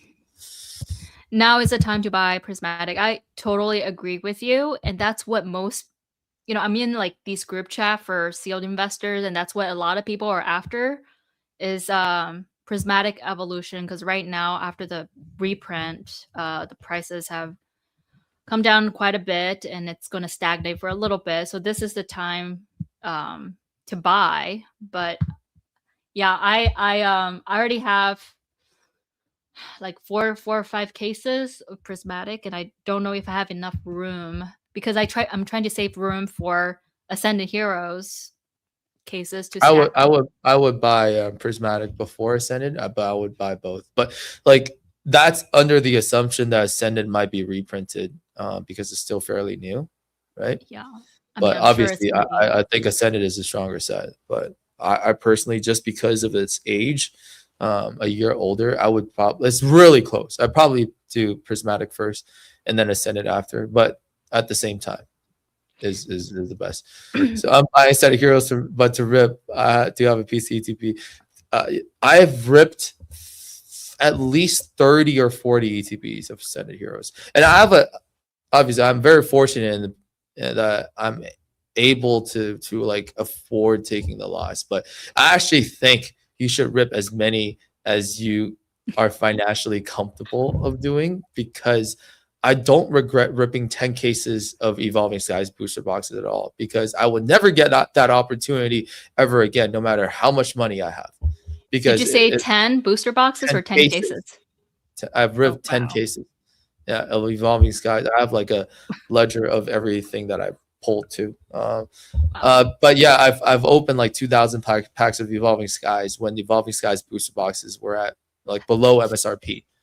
So that is an experience I would never be able to buy ever again. So true. So It's about now is the time to do it. So that's those experiences are what keeps us in the hobby and what keeps the fire alive. Just like we wouldn't be in this hobby if we didn't rip a bunch of packs when we were kids and experience that thrill of pulling your favorite Pokemon. So don't feel bad about ripping packs. You know, financially, obviously, like you got to be smart about it. I'm saying like rip. Like I see it as a fun cost. Like I don't go out, you know, ever. I don't go to. You don't go on vacations either. Yeah, I don't go on vacations. I don't go drink at a nightclub, you know, unless it's like Steve Aoki's visiting or something. And like I don't ever spend money with entertainment. This is my entertainment, right? Think about it. Like you spend like $500 going out with friends. That money is gone. Like I don't feel comfortable doing that because you know you're not gonna remember what happened anyway. But that's the way I see it. You have a chance of getting your money back, but most likely you're going to lose it. But that experience opening it with your significant other and with your best friends is something that money can't buy elsewhere. So it's totally fine. But just obviously within your means. Don't turn it into a gambling addiction, which some people have. Yeah, I have so much fun ripping packs. It's one of the funnest thing. I wish I could record more, but like it's just hard to get products these days. Yeah, exactly. It's a real problem, but I try to rip whenever I can get my hands on products and save some for my sealed collection. Ripped 100 packs. Yeah, that's I've ripped hundreds of packs. I haven't gotten anything. Nice. Pulled for Alligator SIR first set of heroes back down host. Oh man, that was a hell of a first pack though. That's lucky. Yeah, don't ever feel guilty in ripping. I agree. All right, why don't you? Oh, actually, let me answer this question first. Are you going to San Diego? So originally we had plans to go down to San Diego. I think CJ is a feature creator at Card Party, and I told Pat we're gonna go visit his studio, but she is actually going through IVF right now, so that our plans might change. So it's up in the air right now. I would love to go, but if I have to be here for my wife if she needs me. We're just waiting for the doctors. Yes. All right. Yeah. Why don't you go with your next pick? As in, okay, how about what I'm selling? Because I feel like all I'm buying is Ascended Heroes. And I mean, I'm buying some singles too, but I don't think it's anything to brag about. But what I'm selling right now are just Scarlet and Violet booster box cases. I know I made a Instagram story post a couple weeks ago, and I was able to sell off 5 cases of mostly Scarlet and Violet sets. So it's Temporal Forces and Paradox Rift, and then Astral Radiance case. So I was able to offload pretty quickly. So I think learning how to sell is very important. So that way you can quickly turn that around into something else you want to grab. Yeah. Yeah, I agree with that. I think Sword and Shield era booster boxes have made its run. I do think long term they're still very good holds. But like I said, I'm never attached to my Evolving Skies or Fusion Strike cases. I know I can sell them when I need to buy something that I want, and I can buy some back when the market has, like, they go through these like ebbs and flows where there's corrections. I always try and buy some when it gets, sent to me. If it's for slightly below market, I'd still buy them, but selling them is probably easier than selling a lot of the other stuff.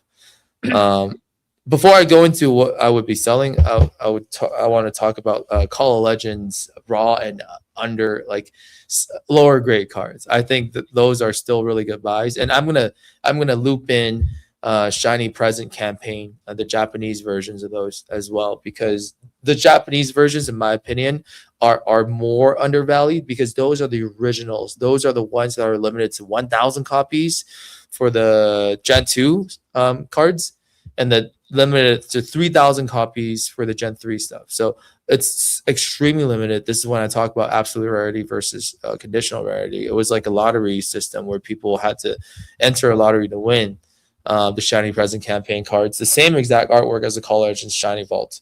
Those cards are still undervalued. I'm just trying to buy as many as I can. I'm not just buying 10s. I think 10s have made its run. I'm buying everything, because if you look at the Gold Star in comparisons, like the Lugia, for example,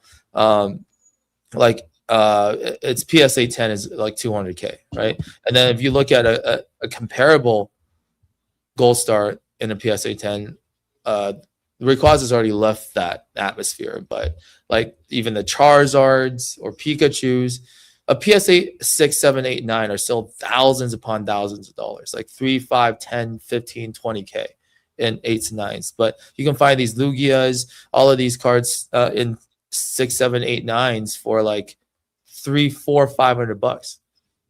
They're still very overlooked. And a lot of them are in better condition than PSA 10s, because this set is extremely hard to grade, very terrible print quality. Like my Suicunes, the two Suicunes I have are two of the better PSA 10s, and they are absolute dog shit in condition. Like whitening in every corner. Like it looks like it's peeling off. And I got 10s back in the day, right? And there's only 31 of these. So Yeah. I would be buying the lower grade, the raw ones, because like those ones get overlooked, but I do think they're like a tenth of where some of the Gold Star equivalent values are in terms of PSA 10. So that ship is not sailed yet, and I'm still buying. I want to complete the Shiny Present campaign PSA 10 set. I would love to have a Tag 10 set, but it's going to be very tough. Yeah, it's hard. But yeah, I'm getting any Tag 10, PSA 10, Shiny Present campaign card you have for sale. You let me know. I want to buy them. And the lower grade Call of Legends Shiny Vault, I would still love to have it. I just like to have a whole multiple binders of these cards. They're so beautiful. So that's awesome. Yeah, I bought the Suicune from Call of Legend, like just a low grade copy, PSA 9, and a raw copy, just kind of like one each, just to have in my collection, so I can admire the artwork. How much did you buy it for? The Suicune, PSA 9, I got it for 1,400. Yeah, I think it's a little high. I think it's on the little higher side. But still, it's still a lot lower. The PSA 10 is like 25 to 30K. Yeah. So it's still a very undervalued card in all the other grades. Yes. And there aren't a lot available online. And so I just want to secure a little bit in my collection, so that way I can have one. It doesn't have to be 10s. No. I have the whole set in raw in my binder. I look at that like every week. I'm just so happy looking at the raw cards in my binder. So if the cards are good, it doesn't have to be a 10. You know, like people are too focused on, if I can't get a 10, I can't get it. You know, I'm going to card shows and buying these raw copies up, literally just for me to look at, not to sell. Like, I don't think CJ Shop has a single Call of Legends or Shiny Present campaign card, because I told everyone, if anybody sells us these cards, please keep them so I can have them in my personal stash. And in the long run, like, I get to sell off some extra copies for 5 or 10x what I pay for. I'm almost certain of it. So, all right. You're like the definition of a true collector at heart. Yeah.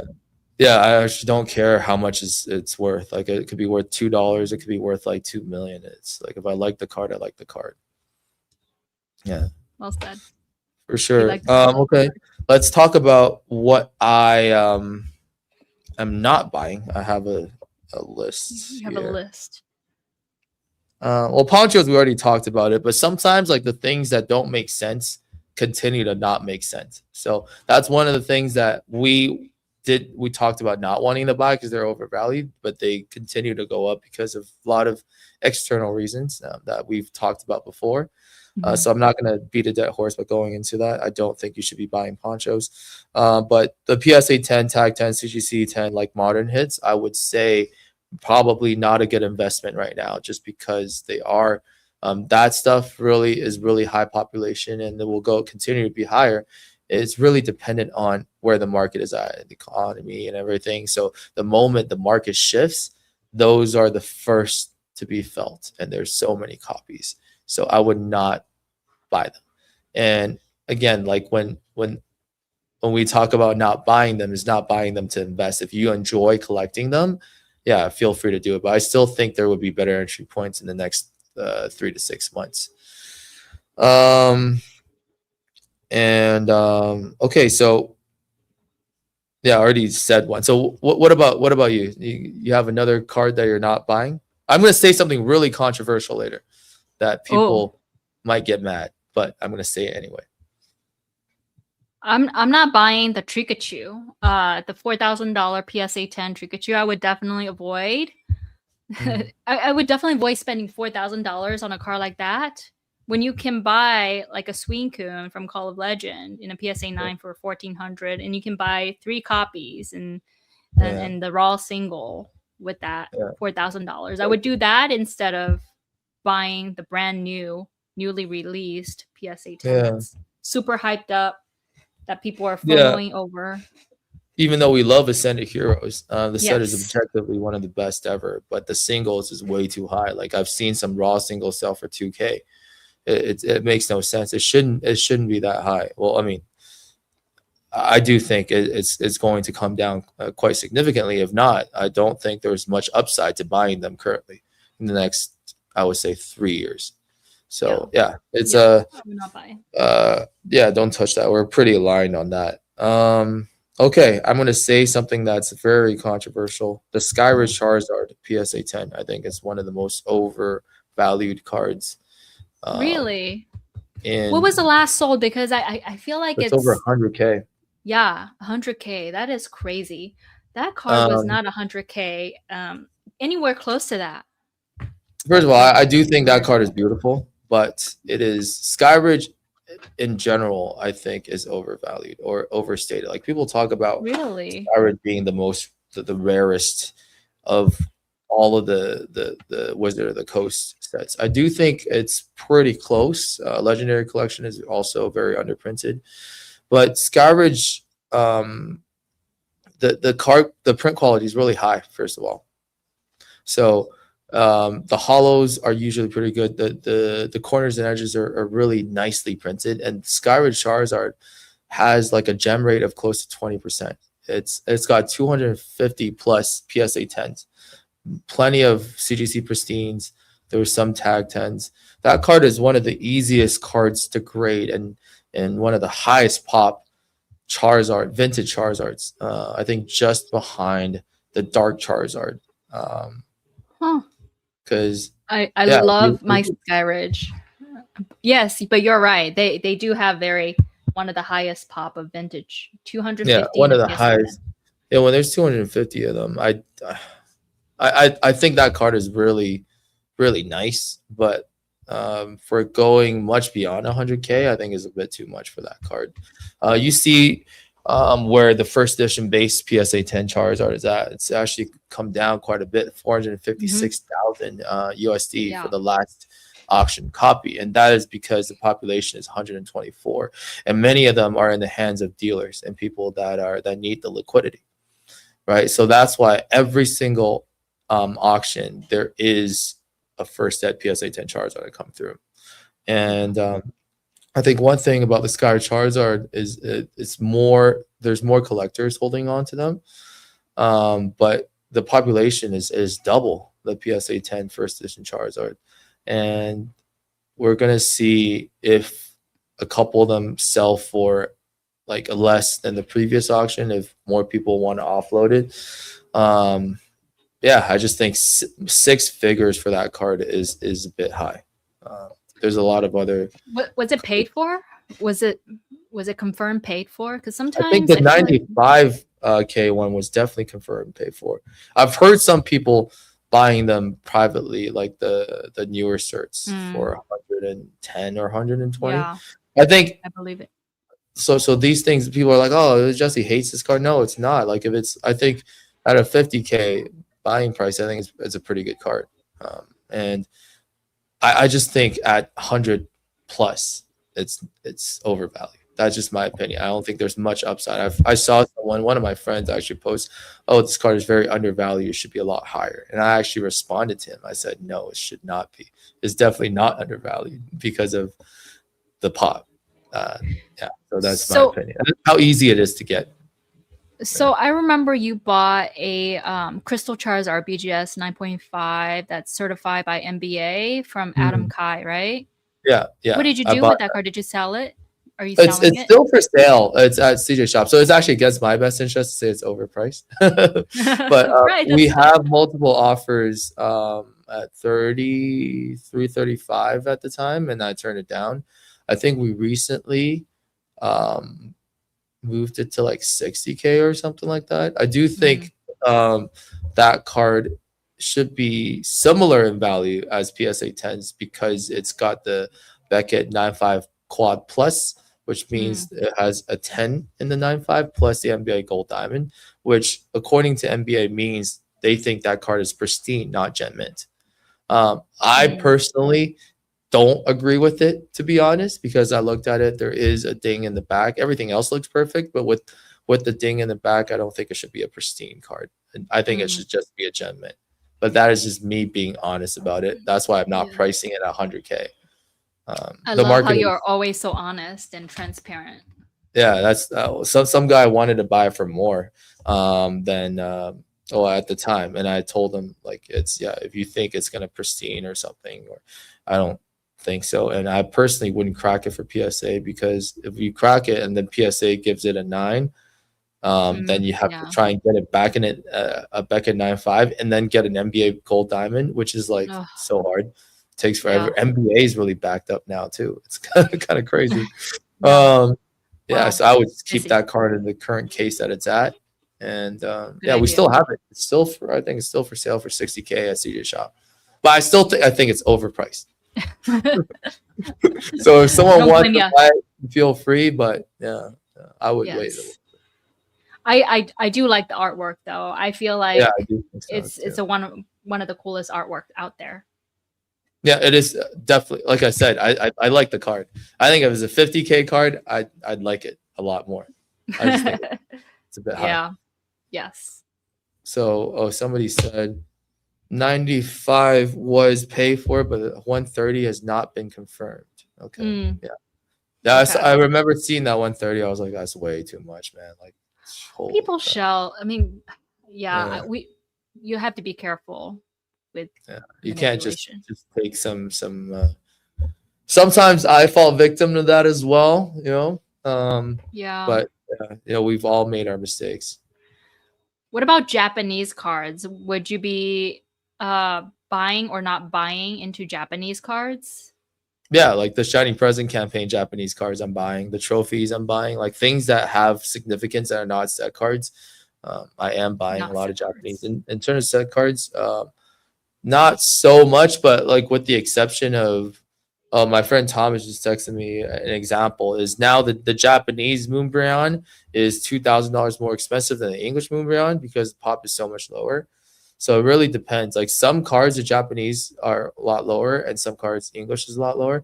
Like the Terastal versus Prismatic, for example, the Terastal Umbreon has like a population of 65,000, I think. And English is at 5. So I remember last year I was advocating for people to buy Japanese vintage PSA 10s because those are higher pop, but they're like the rookie cards of some of the most popular Pokemon, like the Umbreon, Neo Umbreon. I bought a bunch for $500 like last year, literally $500.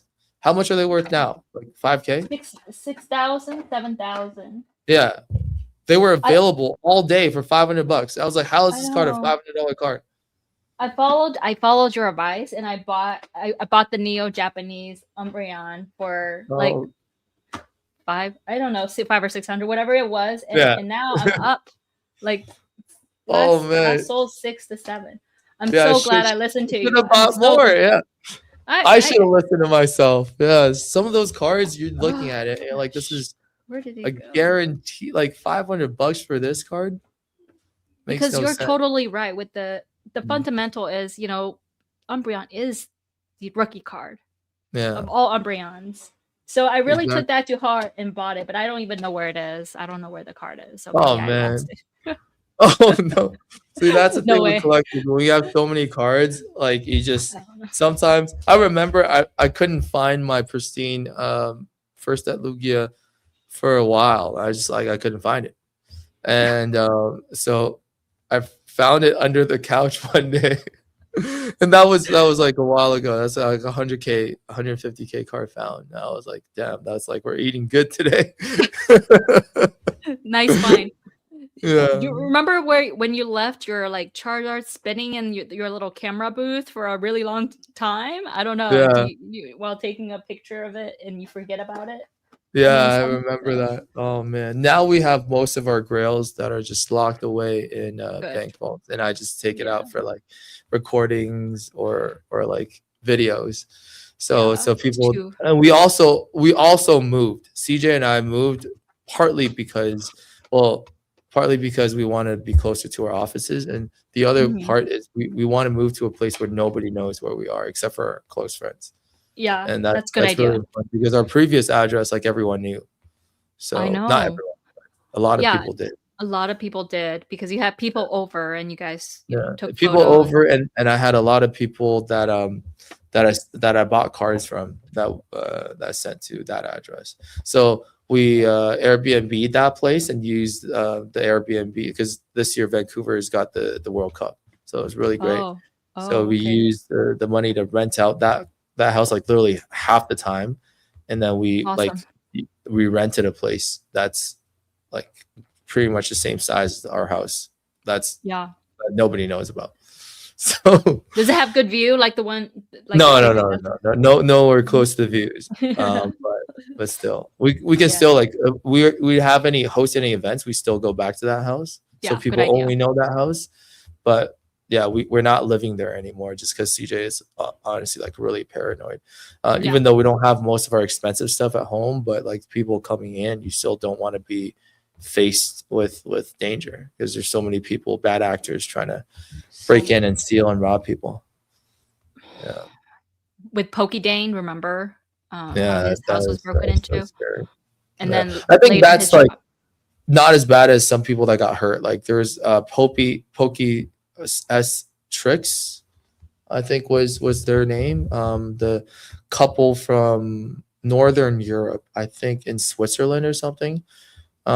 They had a lot of gold stars. They posted about their collection. We talked extensively over the last like 6-8 months, and then they got broken into, like they were physically harmed. They both got stabbed multiple times. Now their account's disabled, and they are so traumatized that they've quit the hobby. Oh Yeah. my gosh, that's awful. Yeah, they were That in the is- yeah. hospital. Her husband was stabbed, I think 5 or 6 times, and that's I mean that's the worst. Yeah. So if it's somebody just coming and It's stealing awful. stuff, that's not as bad as what they went through. Yeah, people are getting desperate. I mean, they're like worth so much money now. The cardboard are worth so much money. It's like having gold and silver. It's like Yeah. equivalent to that. It's scary to Even think about. more. Yeah, Mr. Um, Henderson said my PC worth roughly 10 to 15K right now. It's spread across sealed and a lot low to mid-end slabs. Would you suggest consolidating the collection into a few high-end slabs instead? I would definitely say for the slabs, consolidate them. Sealed product, you can keep them around, but for me, I've talked about this quite a bit. For a lot of the biggest mistake for a lot of the new collectors that come into the hobby is they buy like a bunch of 6, 7, 8s of the cards that they don't really want. And then they end up having to sell them for like 75, 80% to buy that 1 or 2 grail cards anyway. Like for most of the collectors, if you don't have a big budget, it's probably better to have like 5 cards that you really enjoy than 150 cards that you don't really enjoy, because you're not going to spend a lot of time looking at 90% of those cards anyway. And the cards that you consolidate them and buy into are the ones that you really enjoy in the long run, and they will do better long run as well with the 10s. So I would definitely consolidate your slabs, but keep the seal.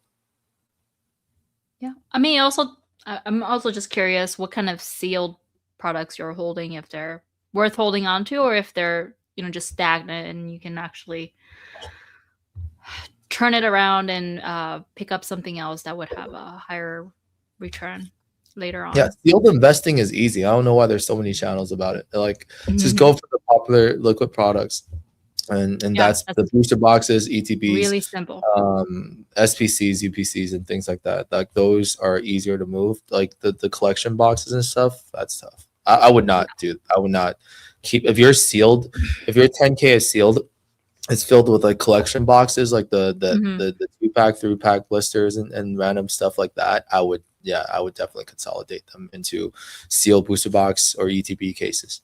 Yeah, and that's all I pretty much have as well, as booster boxes, ETBs for specialty sets, and display booster bundle display. Yeah, booster boxes for regular series release, and ETBs for specialty sets, and you're good.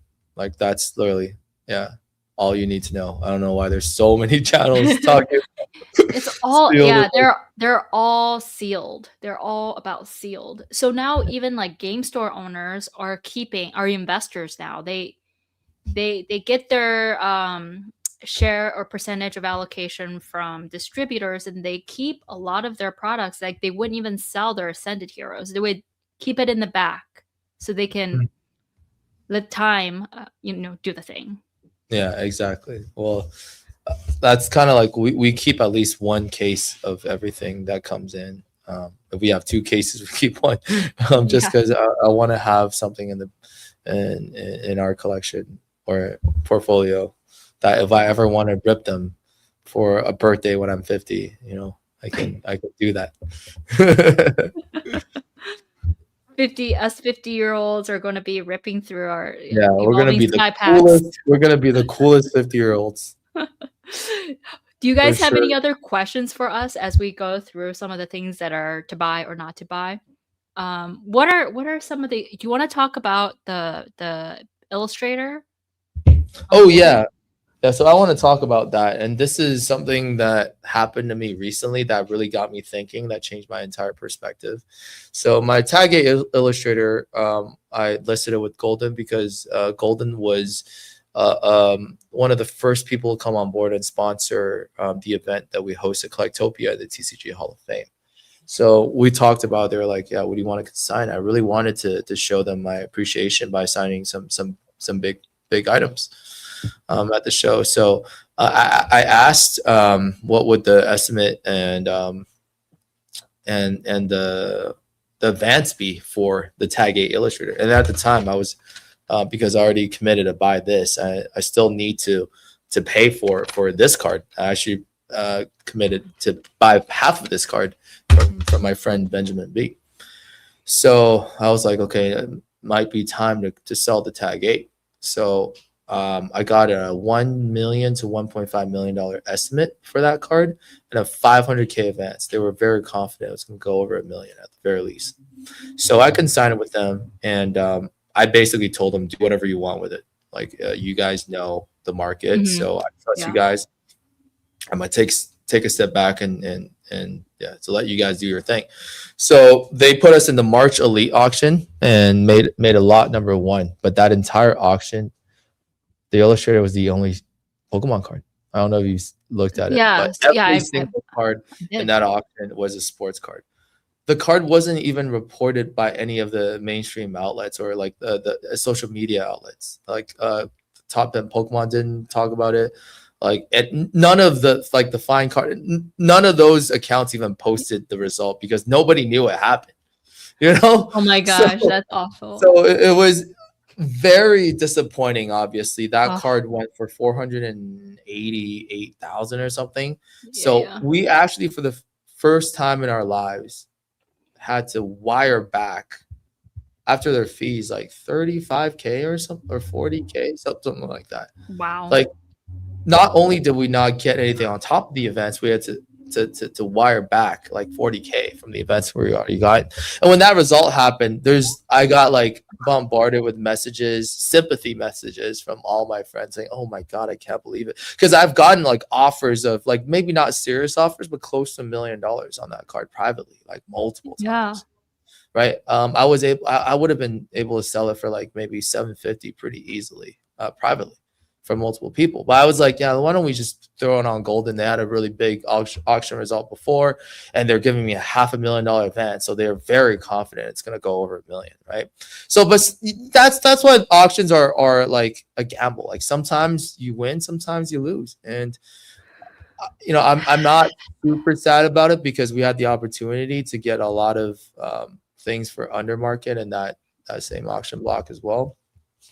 But I put everything into perspective because I bought that card at the bottom. I talked about the Illustrator being undervalued like at the beginning of 25.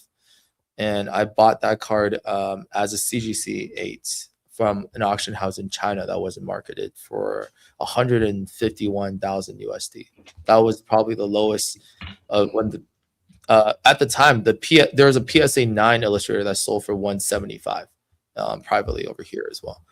Or no, it was a CGC 9 sold for 175 privately, and there was a PSA 8 that sold for like under 200 as well. So that was the time to buy, and I was able to jump on that opportunity and buy it. So we're talking about a 320K net profit in the span of like 8 months.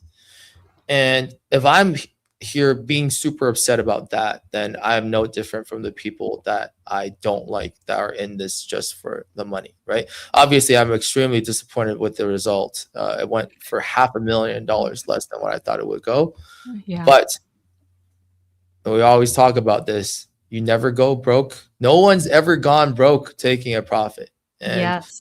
that's the way I look at it. You know, I thank God for the opportunity that I can enjoy shiny cardboard as a 32, almost 33-year-old, and I'm able to capitalize on this market and have the collection of my childhood dreams, right? Yes. So don't feel bad for me. Everyone that's messaged me, I told them all, I was like, yeah, I'm disappointed, but don't feel bad for me. And I made a 300K profit. Like, it is what it is. You know, it could have been higher, yeah, but you know, it's what you win some, you lose some. You can't win every single sale or every single deal you make. It's not, life is not like that. And I didn't lose. I just won less. If we're upset about winning less, there is something wrong with us, right? So I'm very thankful about that. And then I just wanted to talk about how you guys can look at this and don't be afraid to sell some of your collection and move into your bigger grail pieces, because that's the only way to make it sustainable long term. Don't be afraid to realize your profits and also put your money elsewhere. We actually had to do it because my wife's parents, they bought a pre-sale condo a few years ago. The real estate markets crashed, and it was supposed to we were supposed to be able to assign it, but they didn't allow it. So they were $500,000 short, and we have to put in like $500,000 of our own money into helping them. So I actually needed the liquidity at the time on top of buying this, right? So I don't regret selling it at all. It just happens, and that's how we sustain our collection and our hobby. But Wow, I love your outlook, your positive outlook on this. It's not something that everybody can grasp, I feel like. Mhm. And Yeah, it's very rare for people to be grateful with what they already have. yeah. And yeah, I really admire you for Yeah, having we're that type of very attitude. we're so fortunate and lucky to be able to enjoy this. I was interviewed yesterday Mhm. by a TikTok channel actually about like entrepreneurship, and they were saying like, what would you say to like that 6-year-old version of yourself? And I just said I would love to tell him that, first of all, I'm a very anxious person. I have a lot of anxiety, so don't be anxious. Like, don't have anxiety. Everything's gonna turn out just fine, and everything that you went through is going to be worth it, and you're going to be very proud of yourself in 30 years. But also, like, hey, like I'm still enjoying what you're enjoying 30 years later. Like, how fortunate are we to be able to do this as adults? It's So just like, fortunate. yeah, it's unbelievable. If we're complaining, there's so many things that people complain about when, oh, card underperformed, or yeah, you have to take less of a profit. There's worse things that people go through every hour. Way worse. You're so right about that. Love Yeah, that attitude. I think yeah, more the people should learn perspective. from that. But it is Yeah, infectious for you to kind of share your story and let people know so that other people can feel like the same good energy, and it does rub off. And yeah, I think for me, I feel the same way. I'm very grateful to be able to do this and to have this podcast with you to talk about our favorite thing, our favorite hobby. So I'm very yeah, grateful. And also for everybody who's here, who took some time out of their days to spend some time with us. We yeah. appreciate Appreciate you. you guys uh, chatting with us. Angor said, I sold 14K worth of Pika slabs and sealed. I paid off all my debt. I'm going to sell card. That's amazing. Part time. Yeah, that's just amazing. That's what I'm talking about. There's a lot of there's the best stories I like to hear is people coming in and selling some of their slabs. Like, hey, this is gonna pay for my wedding. This is gonna pay for my down payment for our new house. This is gonna pay for my dream car. This is gonna pay off my student debts. That's like, it sounds sad because you're parting with a collection, but it's served its purpose, and you've enjoyed them to the max, and now they're helping you with your real life goals. Just like I Yeah. said, like I have to help my family, with paying off a condo that they committed to Yeah. buying, and I had to do it. And it's if I wasn't in the position that I am now with making these right investments, I wouldn't have been able to do that. So even though, it didn't go as planned, but uh, Yeah.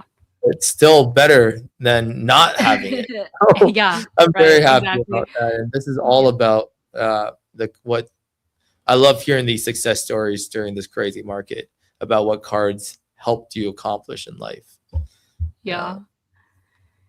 What is your future outlook on the market right now? Are we still going to experience the boom until the end of the year, or do you think we're gonna have a little bit of a slowdown during the summer? What is your thoughts Man, about I the think future outlook? I think it's really hard to time the market perfectly, obviously, So hard. like the entire market. But I do think the cycle should come to an end soon. And that's not to say everything is gonna depreciate overnight, right? There's part of the market. There's a lot of stuff that went down since last year too. But it's just, I think overall, the general sentiment in the next 6 months would be it's going to slow down at some point. I think. I could be Yeah. wrong, but now Wall Street has taken notice. Institutional investors are coming in. I don't think I told you, but Newsweek, the second largest publication in the world with like 150 million readers every month, they reached out to me and Collector, and we're co-hosting Yeah. the first investor conference at One World Trade Center, their headquarters, One World Trade Center, 72nd floor, panoramic views of Manhattan. And Wow. this is not for buyers and sellers. This is going to be like the Collectopia Newsweek collector investor collectibles conference. This is for the leaders in the collectible space, the CEOs, and the Wall Street executives. Invite only event because Wall Street's taking notice of the collectibles industry. 5-6 years ago, no one thought that would be possible, and now we have our own TCG Hall of Fame. It's a one of its kind event. Now we're working with Newsweek to bring together the first business collectibles business summit. And now I feel like we're entering into a completely different stage of the market industry. It could slow down, or institutional investors and money might come in, and that's what happened with the Greyfelt hat Pikachu. Like, the fundamentals of that card is, you would think it's plateaued in value, or it's going to correct soon, but a publicly traded company in Hong Kong publicly announced they're buying up 25% of the population. So Yes. it's yes, again, that is like, the real story. Yes, it's crazy. very unpredictable. But I do think it's important to try and get liquid in the next 6 months, so you have the opportunity to take advantage of the opportunity of the market going down. And I keep stressing this. The bear market is when you build your foundation and your collection and investment journey. That's what we did. CJ and I bought like crazy in 22, 23, 24, and that was what made all of this multi-million, like close to 8-figure collection possible. Like, we didn't put in millions of dollars of our own money. It was just buying at the right time when everyone was freaking out and saying, yeah, Pokemon's going to zero. Like, this COVID thing is a once in a lifetime event. Now it's going to go back to where it was in 2012. When we heard that, we went and bought a lot of stuff. And so it's going to show, number one, who are the true collectors and people that truly enjoy this hobby. Those people will stay. It's like what Warren Buffett says, and when the tide fades, when you can see who is swimming naked, right? All of the vendor bros that are only doing this for the money will leave, and those people are the ones that will be selling off their collections or their inventory for cheap. And you want to have liquidity during those times that are coming to be buying cards that would go up 3 to 5x or 10x in the next cycle in 5 years, maybe, or 10 years, whatever that is. I would say my advice is do realize some of your gains, get liquid, but still find things that people are not looking, like the ones that we're talking about. Consolidate some of your collection into 1 or 2 grails, but also just get liquid and be prepared. That would be my advice. That's excellent. That's excellent. All right. I think that was really, really good advice for everybody. Hopefully you guys are able to take some of these advice and take some actions and also learn how to sell would be my final thing. Is you have to be able to learn how to sell some of your stuff by either going on different third-party platforms such as TCG Player, eBay. Build up your reviews so that way it's easier for you to sell into the future, especially the liquid items that Jesse had talked about. And that way you can continue to build up your collection. That's right. Yeah, like I said, nobody has a limited amount of money, so we have to be smart with it. It's not sustainable if you keep taking out money from your day job to put into your collection, because eventually you're going to have to pay bills and sell everything. So yeah, it's really important to learn how to fund your own collection journey with your inventory investments and collection items. Yes. Yeah, Mr. Anderson said, I'm the opposite of being in it for the money. The fact that my collection is going up is just icing on the cake. That's how we see it too. I was arguing with this guy on Rednote. He made a post saying there's not a single person in this world that actually likes Pokemon. They only like money. And I was like, that's a crazy thing to say. It's similar to that lady on Instagram too. It's like everybody that's selling you Pokemon cards thinks you're stupid. Nobody actually wants these cards. They just So I was like, I showed them pictures of me as a kid. Every picture from 1999, 2005, I was holding Pokemon cards. Like you're telling me that little kid didn't like Pokemon cards, he just liked money. I was swimming with these guys in the pool. They were worth like a couple cents each. I didn't know what money was. I had no concept of money. I just liked my Pokemon. Oh yeah. Yeah. Yeah. I mean, even now, like this next generation and kids these days and ages, they love Pokemon purely because they love playing and they love the artwork and there's shows, there's tournaments and all those things that get them super involved, and it's a lot of fun for the kids. Yeah. Absolutely. Yeah, I'm excited for the future. I do think the future is bright. I think the market will correct, but that's okay because the true collectors and people that enjoy this will stay on. And I think Pokemon is stronger than ever. We have so many, it's a multi-generational IP now. And I look forward to hopefully having kids and enjoying them with my kids one day. And I'll be dad and son going to card shops, going to tournaments. That's the biggest blessing. It's such a gift that was given to us. Yeah, that's why our documentary is coming out. It's titled "A Love Letter to TCG." It's kind of like our love letter to the entire hobby. It's actually that. Oh yeah, I can't wait for you guys to see it. I'm excited. Yes, I cannot wait. All right. I think that pretty much wraps up our episode for the day. And if you guys have any questions, feel free to drop a message in the comments down below. Make sure to subscribe and tune in for the next one. And make sure to follow our Instagram page, JPen Collection and Pokesun TCG, to get the next update on when we're going to go live on the next episode. All right. See you guys. All right. Bye, everybody. Bye. All right.